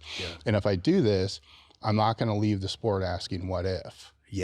And that was the one thing. The other thing was my mindset shifted from here's where I need to be in 3 years to I got 1 more year. I got 1 more year. So then your decisions become, I got 1 more year. I got to make something happen. I got 1 more. So Louis was able to shift that, after a couple of years and say, look, we need to look at this from a more long-term approach. But up until then, I'm like, fuck it, whatever I need to do from now till now, I'm doing, which was self-destructive in a lot of ways, right? Because you're like, fuck it, I got this is it. I don't care if the shoulder works after the meet. I just need to work at the meet. Then it became that, how long, and as soon as my mind started thinking of, well, how long is this gonna hold up? With the shoulder, like 1 surgery, 2 surgeries, like, oh, fuck, how long is this going to hold up? And I got a family history of degenerative bone disease. My parents have, So my parents both have had hip replacements, shoulder replacements, all this. So I'm like, okay, that's in my heredity, right? Which, whatever. I'm not saying I got my replacements because of that. I'm saying, what I will say is it was going to happen anyhow. It didn't have to happen at 45 years old. It could have happened at like 75. So all the shit that I did definitely played a role into that. From that point where a question that I have a hard time answering is when you are that, say, washed up meathead now, so you're on that other side, but you still love to train heavy. So just for me, right? The question that I get asked, and J.M. Blakely and other ones, kind of we play with this, and it is, now that the joints are already compromised, bone on bone, fucked up, right? Which is worse, a heavy 1 rep max or a challenge set of 15 brutal reps? You know what I'm saying? So is it the load, or is it the wear and the repetition wear and tear? And it's a fucked up thing where you're way more educated than I am. And I don't know if I know what the right answer is. It's in the middle, and I would say it very much depends on the nature of the injury. On the structure of the joint, on the personal experience of what one of those fucks you up the most. And of course, it's a spectrum. There's a couple possibilities. One is maxes are no-go, but you can do reps no problem. And you see tons of guys like this at the gym where they'll do sets of 15 and everything feels better. They do sets of 1 and they're like, that's it, I'm not walking anymore. There's the opposite, where low rep sets, heavy, are totally fine, but you do higher rep sets and your shit just goes to hell. There's the other alternative, the not so much talked about dark side. It all sucks. It's all the wrong answer, and you need to go start doing yoga or some shit. No one wants to talk about that. Right.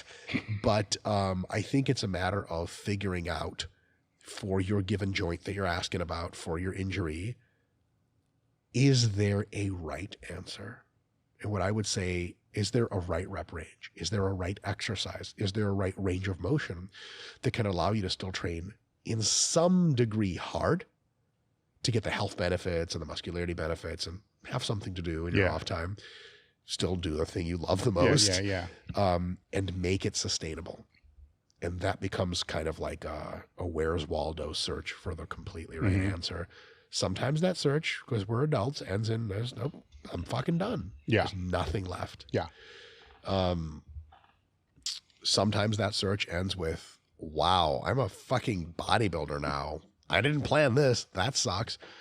But the real tragedy would be if you knew, okay, sets of 10 to 15 are totally fine for your joint, whatever, shoulder, let's say. And you know that because you've done months of sets of 10 to 15, your pecs blow up, everything looks great, you feel great. And then you get that goddamn bug again. And you're like, I need to go fucking heavy. And the second session of heavy, your shit fucking hurts again. And you're like, what am I doing? So for me, part of my maturation process is to understand what I should do, what I shouldn't do, and stay the fuck away from what I shouldn't do. And a lot of that just is just a personal honesty thing, in my opinion. I mean, most of us know what it is that irritates our shit. Like, just a stupid example, I never, ever arm wrestle people as a joke because the twice that I did it, one time I like pulled a muscle right here. It was in college, fucking stupid party college shit. I won, but then I like just took a mild pull.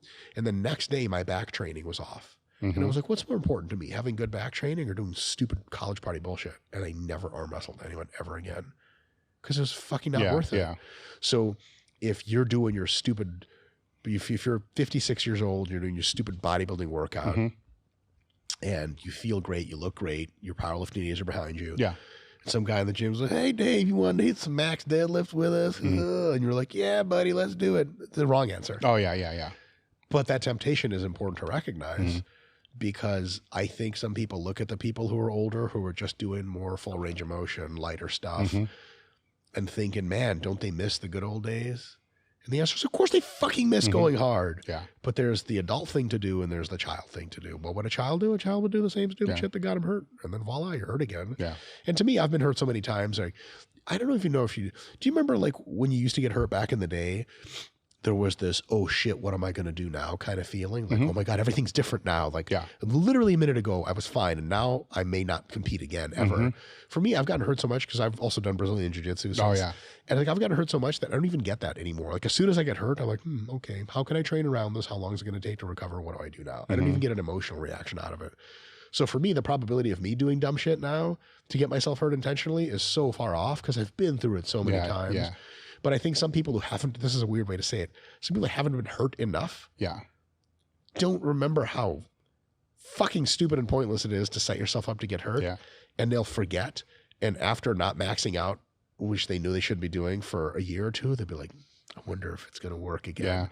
And I will say to you, if you're healthy now and your shoulder feels fine, and you think maybe I can get back into powerlifting, for the love of God, anybody listening, you're doing sets of 10 and everything feels great. Don't go to singles.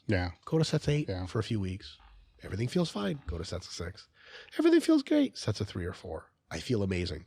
Doubles. And if your doubles are good, you'll be maxing out no problem. But if by sets of 5, you're like, ooh, this is off, fucking stop.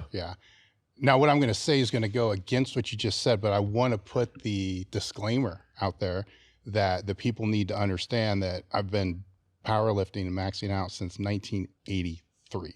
That's important because Different what I'm world about ready back to then. say is I've never been hurt on a single. I've only been hurt on the reps. So with my training now, for me, the singles, the heavy singles are the safer option because if it's a 3, if it's a 5 or a 8 and I lose focus and it's a heavier weight, there's the problem. Boom. You know, that little, now I don't lose focus in the single. Now, to your point to what you just said, I agree 1,000 fucking %.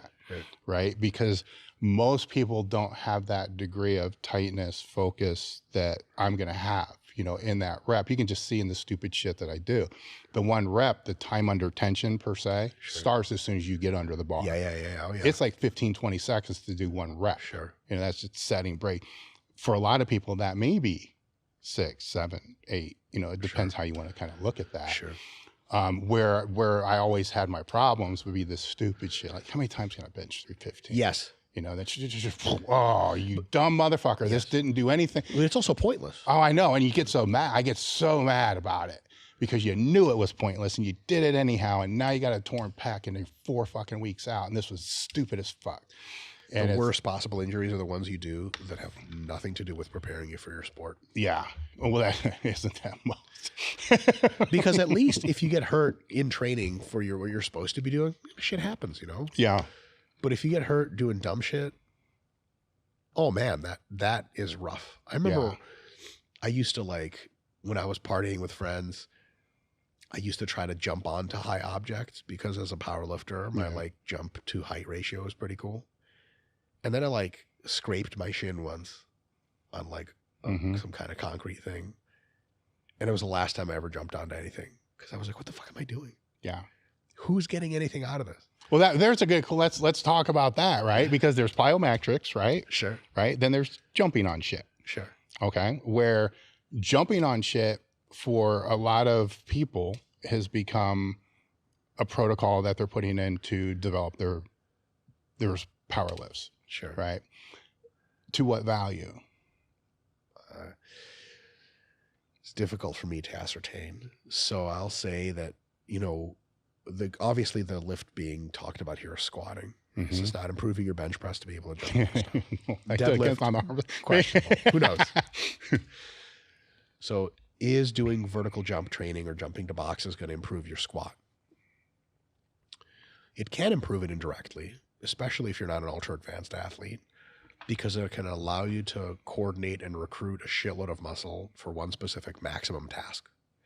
It is also very low fatigue, especially if you jump onto a box. The most fatiguing thing about a jump is the rebound. You come back to the ground. Jumping onto a box, you can eliminate that entirely. If it's a nice soft box, hey, it's all winners. So just by practicing that coordinated full-scale movement, it's almost like doing a 1-rep max squat in a certain sense without any of the load. But also because you don't have any of the load, you have most of the benefits are gone as well. So you're just learning how to jump really well, which is sweet. And if you want to jump high, hey, fuck, that's great. Yeah. Can it be part of a powerlifting prep that makes sense? Definitely. I wouldn't put a ton of stock into it as this thing that's going to bring up your lifts like crazy. So if someone was like, hey, if I want to squat 700 raw, is it important for me to be able to do a lot of box jump training and jump really high? Or is it important for me to be able to squat 650 for 4 reps? Yeah. You know what I'm going to say. And if that jump training is time you could have spent resting and relaxing instead of fucking jumping up and down, it's probably already has written itself out of your training. Are there protocols in which jump training is used intelligently to improve maximum ability on the lifts? Yes. Are they few and far between in an intelligently designed program? I would say yes. I would say fundamentally one of the reasons, this is going to be a hot take for sure, one of the reasons why box jumping got so popular with powerlifters is that they realized they were really strong, and even though they were heavy, they could jump really high, and it was easy and fun, and it patted them on the back, and they liked to do it. It's fucking kind of sweet to be able to do 280 pounds and you jump onto a 5-foot box. People are at the gym like, holy fuck. And then, of course, you get blowjobs from people, and everyone's winning. Yeah, exactly. That's how it works. Right? As far as a tool for athletes to use, so like, that whole like weightlifting thing where there's like old Russian videos where they would jump over the chalk stand after winning and you're like, holy fuck. Yeah. For weightlifting, that performance makes much more sense because it's an explosive movement with relatively lighter loads. Powerlifting is not so explosive. And if you're going to train powerlifting explosiveness, jumping up is one of the ways to do it. Probably not the most sport specific.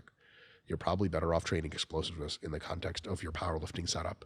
So how many times do you see guys do a box jump in their exact stance that they would equipped powerlifting? It's almost never. And so you're saying, okay, you're changing your stance. So what's the point? Now, if you're training athletes, whose job it is to run fast and jump high. Fuck yeah, jump training is great. But there's this mix between powerlifters and athletes. And at some point, you train them differently. Yes. Much of the training can be the same, overall strength and size, lots of similarities. But at some point, the athletes have to go do light things and jump around, and powerlifters have to get on the bar and lift 900 pounds. Mm-hmm. I wish my answer was, hey, here's a great way to integrate vertical jumping to make you a better powerlifter. Yeah. I just don't think it's that easy, Yeah. unfortunately.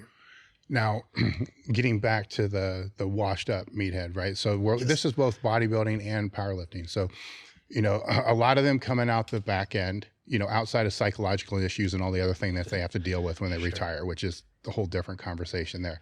But outside of that, a lot of times they're dealing with a hypertrophied heart, so enlarged heart, right? And sometimes that will get them in trouble. Sure. We've seen that, right? Oh, yeah. And so granted, you're not a medical doctor, but still worth the conversation, because they go to their cardiologist and the first thing they're going to say is don't lift over 40 pounds. Sure. Because either they're in AFib or there's some kind of issues going on with that. So then what the question comes back is kind of like the joint question. Like, okay, if I'm going to do this, then what would be better? That hard bout, for one Valsalva maneuver, that's it, open, close, the aortic valve opens, there you go. Yes. Then it's just after that, or the higher repetitions under great strain, because they're over time, the heart will, slowly, maybe, come back, right? Maybe. But you see what I'm saying? So they put their whole life into it. This is probably going to happen more on the bodybuilding side than it's going to happen on the power.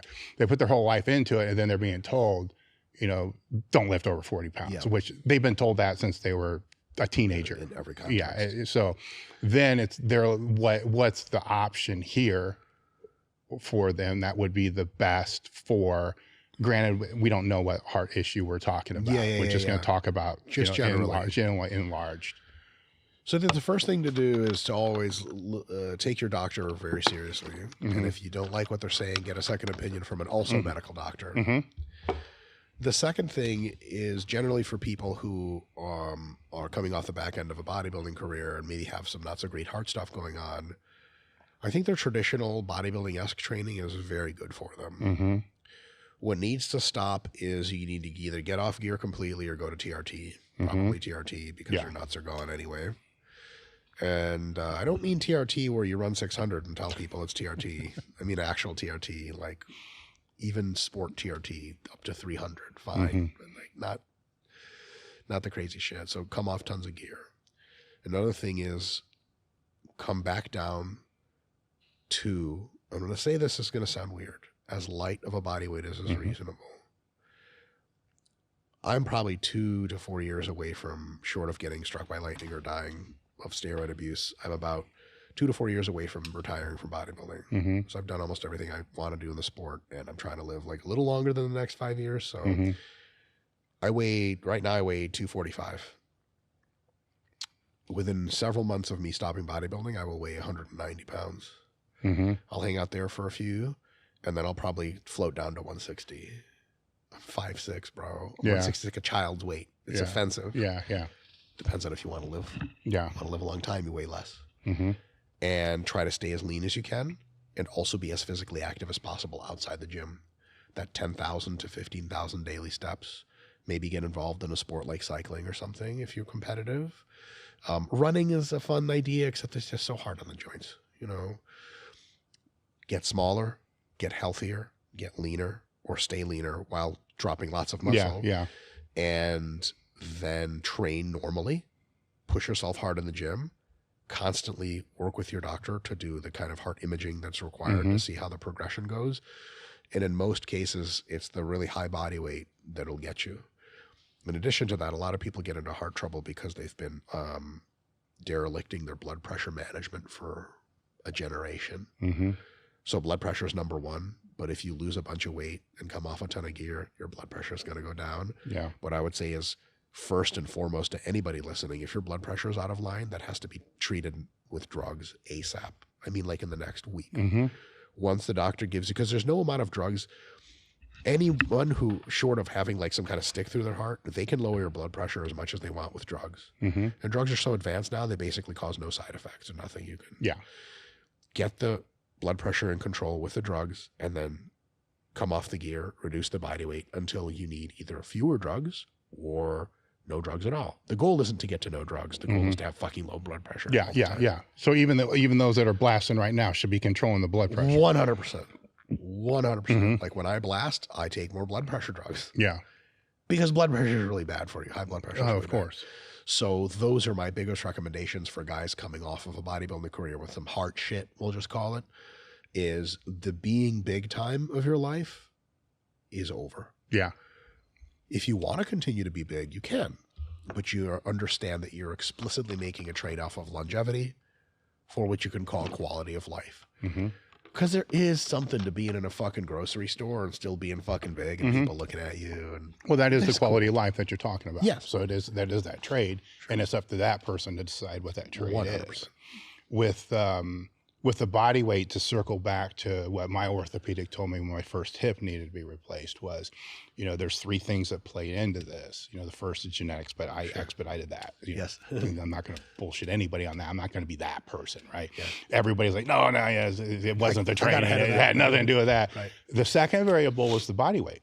He said, look, you've been over 240 pounds since you were 17 years old. Every step that you've taken over this whole period of time is just wear and tear. And then the training, obviously, that plays into that. And I don't think that, really, oh my God, who would have thought? Weird. Crazy, huh? Well, you see the people that, they'll have something fucked up, then they'll immediate, they're like, well, it wasn't the training, dude. Right. It was, my genetics. And it's like, fucking come on. Probably a combination. It's all of it. You don't sit there and bullshit anybody.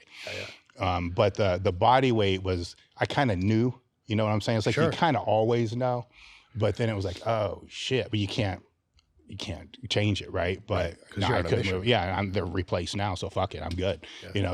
I still brought it down and keep it relatively down based upon, because now we're talking longevity, right? Yeah. So the number one variable with longevity, because Eric Serrano has been my doctor since '90, so he dealt with all my, abusiveness, through that period. He had a fun job. Yeah, big time. Ask him about it sometime. I give him full compliance to talk to you about it. It's unfucking believable. But anyhow, it's the blood pressure is the number one variable. I mean, when we're looking at anything, it's like, that's the number one variable. Here's where it needs to be. And then if we get, the blood work where it needs to be, the first thing is don't fucking change your body weight. Don't go up, don't go down. Keep it right here. Yeah. Then we'll decide, 6 months later, should you go down? Because every time you make these, and for me, they're radical changes. It's not like slow crash. It's like, whatever it's going to be. Things just fuck up, it gets worse. The older I got, the worse it gets. Yeah. But and I don't think people pay the attention to it, that they write it off. I know I did when I was younger. It's like, fuck it, the blood pressure's high. That's good.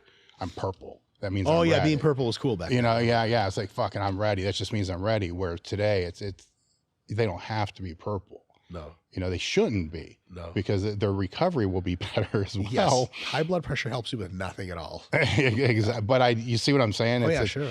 I think it's worth expanded discussion so people can wrap their fucking head around this, because the meds are not bad. No, they're much better than having high blood pressure.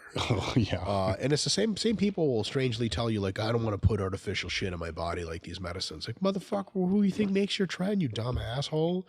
Is that natural? Does that grow on trees? Yeah. I've been waiting for a trend fruit my whole life. I still can't pick it off the vine. Exactly. Cattle implants. Right. It's not a bad idea. Another thing is, just because something is artificial doesn't mean it's bad. Like, well, I don't want to take these blood pressure drugs, man. They're unnatural. Like, do you like air conditioning? They're like, yes. Like, that's fake. Mm-hmm. Go out in the sun, motherfucker. That's natural as hell. Get a snake bite. Mm-hmm. Rub dirt in your wound. Like, wow, now hold on.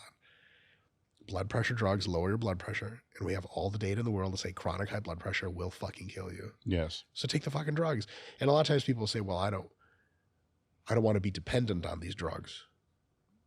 Which is a statement I understand where they're coming from. Because it's weird to have to take a pill every morning. Yeah.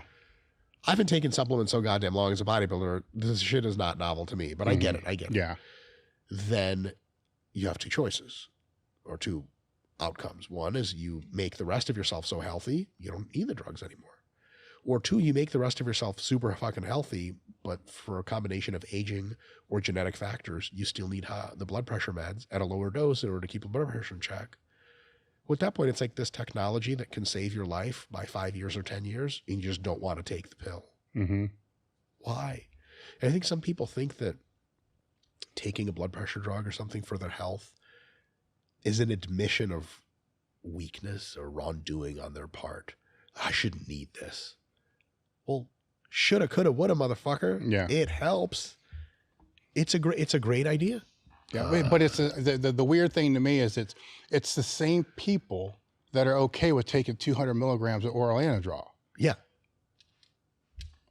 That's not natural. Yeah. Everyone knows that's bad for your health. Yeah. There's a glory in it, though. If you can swallow a shitload of Anadrols and still show up to train, you're the fucking man. Nobody pats you on the back for how many blood pressure pills you took that day. Yeah. I remember there's a story. I'll leave the names out of this, but a gentleman was consuming enough D-balls, I believe, that they were starting to come out in his poop as the tablets themselves, unchanged. Oh my God. And the person was like, they called their person who's doing their farm, and they were super scared. And the fear wasn't what you would think, like, oh, is there something wrong with my digestion? Am I dying? I'm not digesting these pills. The fear was, oh no, that drug's not in my body. How do I get it in my body? Like, oh no, I haven't been taking drugs as much as I thought I have, because how long have I not been noticing this in my poop? So there was a conversation, I think, about like washing the tabs off and putting them back down. Oh my God. That's real dedication, Dave. No, I totally get that. Yeah. I can totally see that happening 100%. without a problem. Now that I'm thinking more about it, I could see that, and is this going to play into the Marek Health thing, I suppose.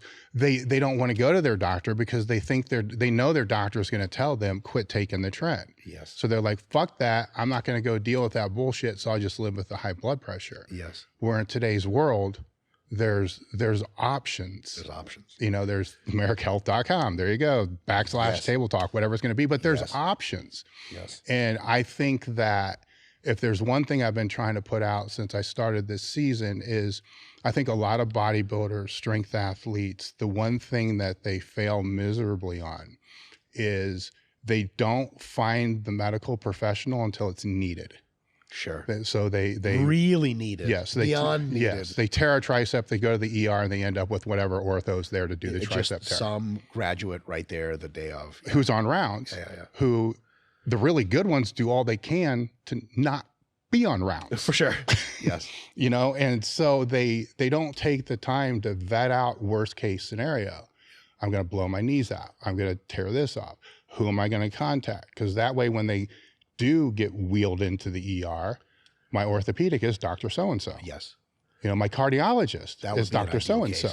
Yeah. Right. So then they don't get stuck with the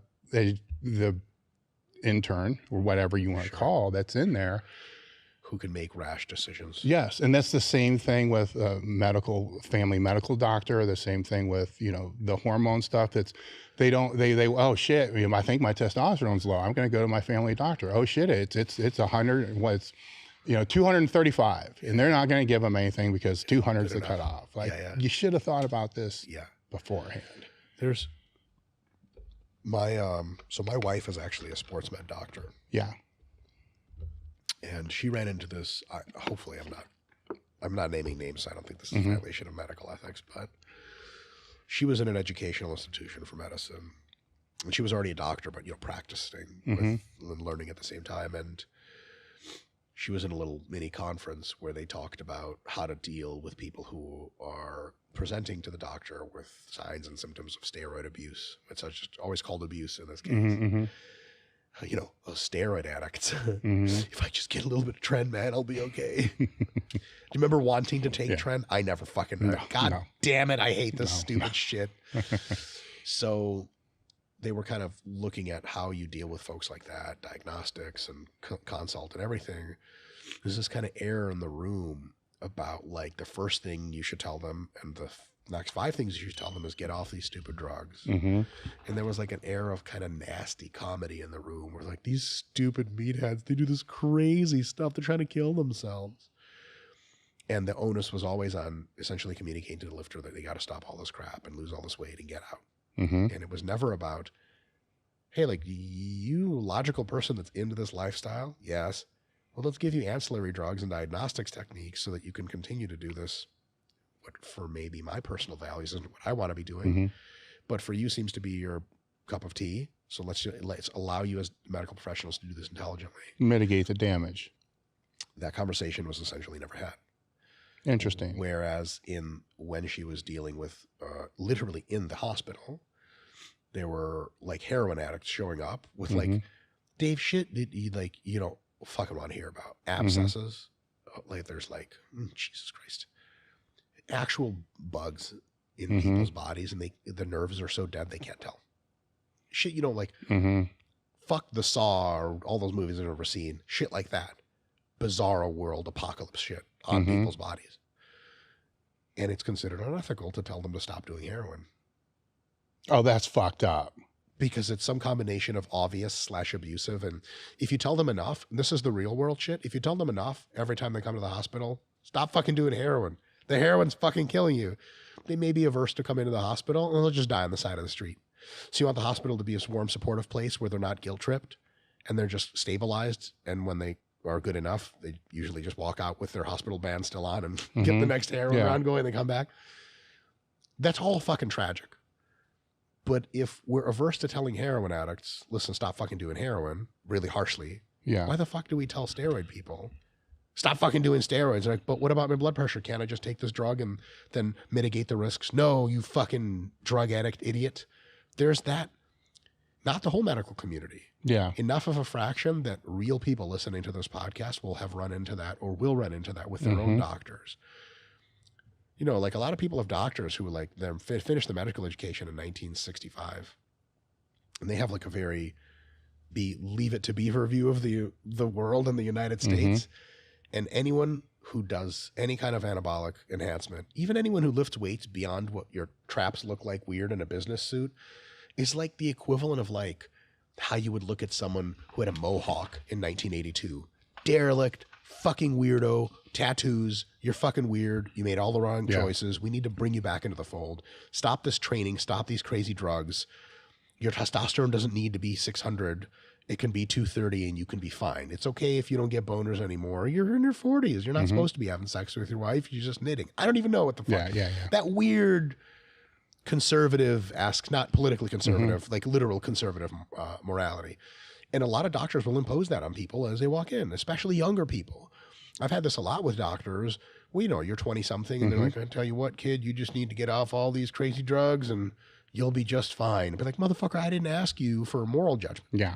I'm fine already. What I want is enhanced. What I want is for the steroids to kill me as fast as I've calculated, and also for the blood pressure to not kill me. So fucking give me blood pressure drugs. So you have 2 alternatives. 2 main ones.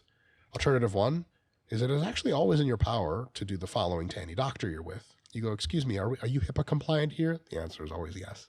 You know, the HIPAA, the privacy. Which means you're allowed to tell them about the drugs you're taking, and they can't tell the cops to arrest you. Also, that'd be strange. You get a cop in a Walmart parking like, this guy's on steroids. He's going to be like, oh, look, man. Okay. So is half my force. But first of all, you can always tell your doctor, hey, listen, I'm on anabolics, and this is an intelligent thing that I'm trying to do. And I'm trying to do it with a risk mitigated fashion. So can we please get the following blood work going? And I want to know what else you think we should be looking at. And I want to take as many steps to ancillary medicines so that I don't kill myself as fast as possible. This is a thing I've thought through. I'm a serious athlete in my sport. I want to do it. I've had that talk with doctors. Half of them are like, respect. You know what you're getting yourself into. I just flash the Ph.D. card every now and again. I know. Like, what's happening is, and I'm like, I can tell you what's happening better than the textbook that you read. I wrote a chapter in that. And they're like, oh shit.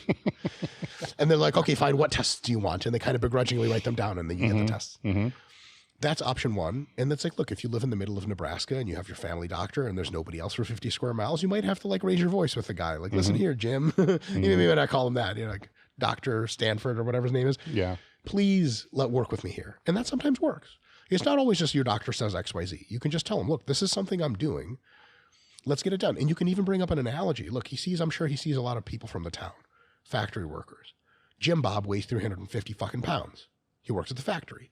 He goes to that doctor every 6 months. And every time, same conversation. Now, Jim Bob, you really should get your eating squared away. And he'd be like, I know. And then they stare at each other. He still writes him a prescription for his fucking heart because he's going to fucking die next day if he doesn't do that. Yeah. But he won't write you one because you're a steroid addict fucking weirdo. So if you convince somebody enough, listen, like, I know what I'm getting myself into. And it's important not to be like, steroids don't even hurt you. It's all the other stuff. Like, no, you can admit it. They're fucking toxic, but I know what I'm doing. At least, maybe I don't know what I'm doing, but I've accepted the risks. Some of the doctors will be like, hey, word up, here's the best I can do. If that doesn't happen, then you go to Marek Health or somebody else external, whether it's an external doctor, a human doctor you go to, or you go online nowadays. Say, my fucking doctor at home doesn't understand a goddamn thing. Here's my blood work. Here's where I want to go. Please fix this up for me as best as is possible. And then you have a lot of opportunities to do your best versus just your family doctor tells you to go fuck yourself. And then you're, I don't know, quit steroids and marry a nice girl. Yeah. You know, not the exotic one, the nice girl in town. And then have your life with your 2 kids that you hate and think of suicide every day. Well, Am I just talking about myself? On the worst side of this is that false stereotype that the athlete could get when walking into the office. What diagnosis did they miss? Because they just assumed it was that. Oh, absolutely. They don't care. Right? See, that's the scary part to me was, okay, you might have cancer and that's why your side hurts, but they're saying your side hurts because it's the anabolics and you need to go off that.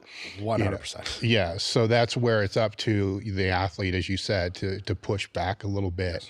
I've always, and this is just me, if any time I see a new specialist for anything, I have I'm like Roadhouse. You know, I have my medical records for like 4 years. It's like, here's my blood work for 4 years. And then they have a long time to read that to make any sense of it. Well, but not only that, I have an inverse relationship. It's kind of fucked up with the hemoglobin with my test ratio. Oh, interesting. Yeah, well, it's really fucking interesting, but I got 4 years to show how fucked up this is.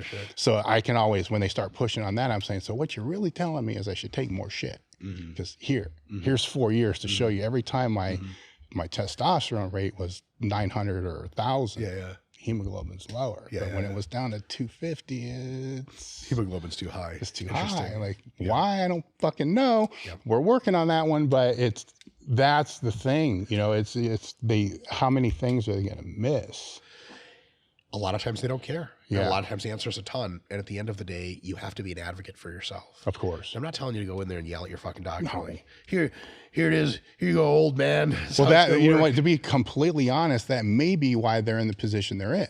Is because 20 years ago, the people were pushing back. Sure. You know, being fucking assholes. Yeah. So then they get this meathead powerlifter, bodybuilder, asshole thing. Yeah. Because that's how they were treated. Who knows? Yeah.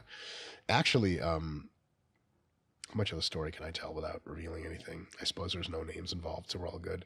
I have a colleague that works for RP. He's actually a former equipped powerlifter. He would love to come on the podcast if you Oh, yeah, I love it. He is actually a medical doctor and an RP coach. And so he's been in situations before where he's trying to get people in his practice to open up about obvious gear use. And they're like, you know, but he's been around the block. Yeah. He knows all the fucking shit. Yeah. So he's like, there's one guy, I don't want to tell the story wrong. This one guy, he was like, he tried the formal approach first, where there was like another nurse in the office or whatever in the room, and he's like, "So you're using anabolic steroids?" And I was like, "No, fuck no, absolutely not." They're like, "Okay, great. Come around, get some vials here and there, come back, do some tests, come back, and be like, all right, so you taking anything?" You know, they're like, "No, nothing like that." Like, okay, cool. Comes back around, he's like, so he just like, fuck it, I'll just bro him out. So he's like, what kind of gear you running? He's like, well, man, so I'm running and he goes, and then he stopped at some point, and my buddy's like, what else are you running? And he just kept going, and he's like, that's cool. What else are you running? And he just kept going. And at some point he got what he thought was like a realistic estimate of what the guy was doing. It was fucking grams of shit. Yeah. And it was like, unless you were sort of weaved into that, he wasn't going to say it, which is understandable because the last person was probably like, you fucking moron. You shouldn't be doing that. You drug addict. Get stop, get off all of it. But there's a very big difference in you meet people where they're at. Some people are ready to give it all up and quit steroids because it was always a stupid idea. And look, like there's people like that. Like for all the serious motherfuckers like you and me who put our life into this and like we got a lot of real good shit out of it.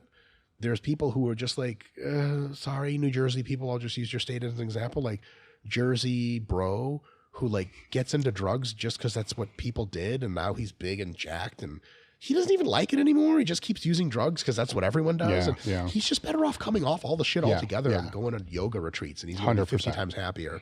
He's not a goal-oriented athlete. You know, it's just a person who just does drugs. So it's great. Some people should be talked out of doing them. But there's other people that are willing to come a certain way to make their drug use either lower or safer. And I think as a doctor, it's a good idea to try to get them to do as much of that as possible. Potentially there's none. Potentially they don't move at all. Yeah. But you got to at least try. Like, you know, if I'm like, you know, like, so like on a personal political level, I'm like a super big anti-communist. Like fucking hate communism drives me insane. But if I'm talking to a communist, I can be like, the next thing you say, I'm going to rip your fucking jaw off your body and stab you with it. Because you're the enemy of everything I stand for. That's cool. It's not so useful because then they either shut the fuck up and still are a communist on the inside, or they start yelling at me and I'm like, well, I'm not really going to kill you. That's nuts. What can I do is try to talk to them, see where they're coming from, and try to see if I can weave their love for communism into maybe a tiny bit of skepticism about it. Like, for example, I was talking to one guy once about communism in the gym, of course. And I was like, listen, man, like real talk. I'd love to believe in this shit if we just got some like real life examples of it, like for sure working. It was like, well, like Catalonia in Spain during the 1920s. And I was like, I hear you, but like if I'm going to change the entire US political system to get this utopia going, I'm going to need a little bit better evidence than like one time in Spain. And he's like, honestly, I hear that. I just don't suspect that man is nearly as communist as he was then now, because I was just a little bit of moderation. So if you're a medical professional and somebody who's using steroids comes to see you, it's probably not good to like tell them, hey, communism sucks, or the equivalent of like, just stop all of your gear. You'd be like, hey, listen, man, like there's smarter and dumber ways of doing this shit. Let me know what you're taking, and I'll ask you like, how much of this do you really need, and is this unhealthy or what? And maybe we can pare it down, and we can look at all your other factors and maybe give you some blood pressure meds, or at least get you monitoring your blood pressure regularly, get some heart stuff going, and then you're meeting them kind of where they are. And I think that's ultimately the approach that's most effective, and dare I say most compassionate too. Because like if you're a doctor, you're a real smart guy, you got it all figured out. You got a 25-year-old in front of you who's maybe not even that smart. You're not going to like, can you imagine telling someone like, well, you just need to quit the steroids? And they're like, okay. And they walk off and you drive your Escalade home late or whatever doctor drive. You're like, yeah, I sure showed that guy. Great. Did you help anybody? No. Is he going to quit drugs? You know he's not. But you really stood your ground. That's fucking stupid. What you could have said is like, hey, listen, there are some concerns here. I totally hear you. You're doing this good thing. Is there a way we can do it smarter? Here are my suggestions. He's like, well, yeah, no, let's get on these blood pressure drugs. I'll definitely start checking on my values every 6 months, and you booked another appointment. Then you can drive your big expensive car home and be like, on the margins, I did a good thing today. Yeah. Well, on my own personal side, it's, you know, I mentioned that my doctor and I butted heads the whole time from 90 until I still competed. But that was a cooperative headbutting. It was, but I kept going, right? He kept butting heads. Sure. But he didn't butt heads so bad that I'm like, I'm not fucking coming back for my yearly appointment. So then when I needed it 10 years later, he's there. Yeah. And he knows a lot about you at that point. Exactly. You know, so he could have, you know, been the opposite, you know, get off, do this, do this, do this, do this. But then who would have been there? You know, so that is the compassion that you're talking about. 100%. And at the end of the day, I think doctors I think they sign like an oath in which they're declared to be compassionate, but you're just trying to help people where they're coming from. Yeah. And even if they're going to shoot themselves in the foot 9 times and you help stop the 10th one, that's better than letting them shoot themselves in the foot 10 times. Yeah. I think. And there's that whole moralization thing with steroids, which we could get into, but it would last forever, of it's still considered some kind of moral evil, even more so than recreational drugs. I think we tend to see people who, like, let's say you go down the rabbit hole with meth or heroin, we tend to a lot of times see those people as victims of just addiction. I mean, they just couldn't help themselves, which is, there may be some validity in that view. Some not, some yes. But we look at people who use anabolics and we almost see them as like, not we, but too many people see them as like evil, law-breaking, sports cheaters. Baseball used to be a fucking American game, God damn it. Ever since steroids started, you ruined baseball. It's like, that's not a very helpful attitude. And the reality is that most people who use anabolics, they're not trying to cheat shit. They're just trying to get more jacked and strong. I don't even know the last context in which I spoke with someone in which the conversation was anabolics to get an edge. It was mostly just like, I'm in the IFBB and everyone uses I'm just trying to do my best. I guess I just don't deal enough with like tested sport athletes, like, you know, like cyclists and stuff that still get tested. TBH, I don't want to have anything to do with that. I never help people pass a drug test. I never will. I think that's immoral as fuck. Yeah. Like, you want to compete with the big boys? You want to take, you know what I'm saying? Yeah. Put some trend needles into your bike seat. Yeah. I don't know if that will help. Yeah, exactly. It's certainly cool. Could be. I mean, it'd look cool, right? It would look cool, and it'd give you something else to masturbate about, right? That's right. So that's right. and for me, that's enough. Yeah. All right. I think we've been going for about 3 hours now, so this has been friggin' awesome. Shit. How can people get a hold of you? How can they find you? Good question. The best place is YouTube now. Mm-hmm. It's weird to say. I have a channel. It's called OnlyFans. I'm just kidding. Yeah. That'd be pretty sweet. Does anyone ever say OnlyFans is the best place to find me? Not yet. You better guess. Not yet. I thought for sure you would, though. I don't know what I would put on my OnlyFans. Godless things, no less. YouTube, Renaissance Periodization, or just type in Dr. Mike Israetel on YouTube. Mm-hmm. And like, we've put out like, I don't know, like 1,000 videos, or we put like 4 or 5 videos a week. Mm-hmm. And it's all like what I like to consider high quality content. No, it's great stuff. Oh, thanks, stop. Thank you so much. But like, we try to like have some fun and try to teach people some shit as well. And I never say anything on the channel that I don't mean, and I'm never saying anything just so we can make money. It's all like what I think is true and helpful. And sometimes you can buy some products we also sell that'll help. And you don't ever need to buy shit. We don't force the shit. So yeah, like YouTube's a great place. If you want more of like my personal life or something, you could go on Instagram and follow me there. But like, honestly, my personal life is fucking boring as shit. You get a lot of pictures of my bulldog and my wife asleep on the bed together at the end of the night. I don't know. Yeah, and insert your favorite OnlyFans joke here. Yes. And that's all I've got. There we go. So I appreciate you coming out. This has been awesome, man. This is great. So, and thank you guys for listening to the podcast, and we are out. If we're lowering our weight, passive tension is usually coming from a couple of places. Passive tension will be coming from titin, which is a very large protein molecule that runs through the sarcomere. And we also have the slow detachment rates that are happening between actin and myosin. So you have that combination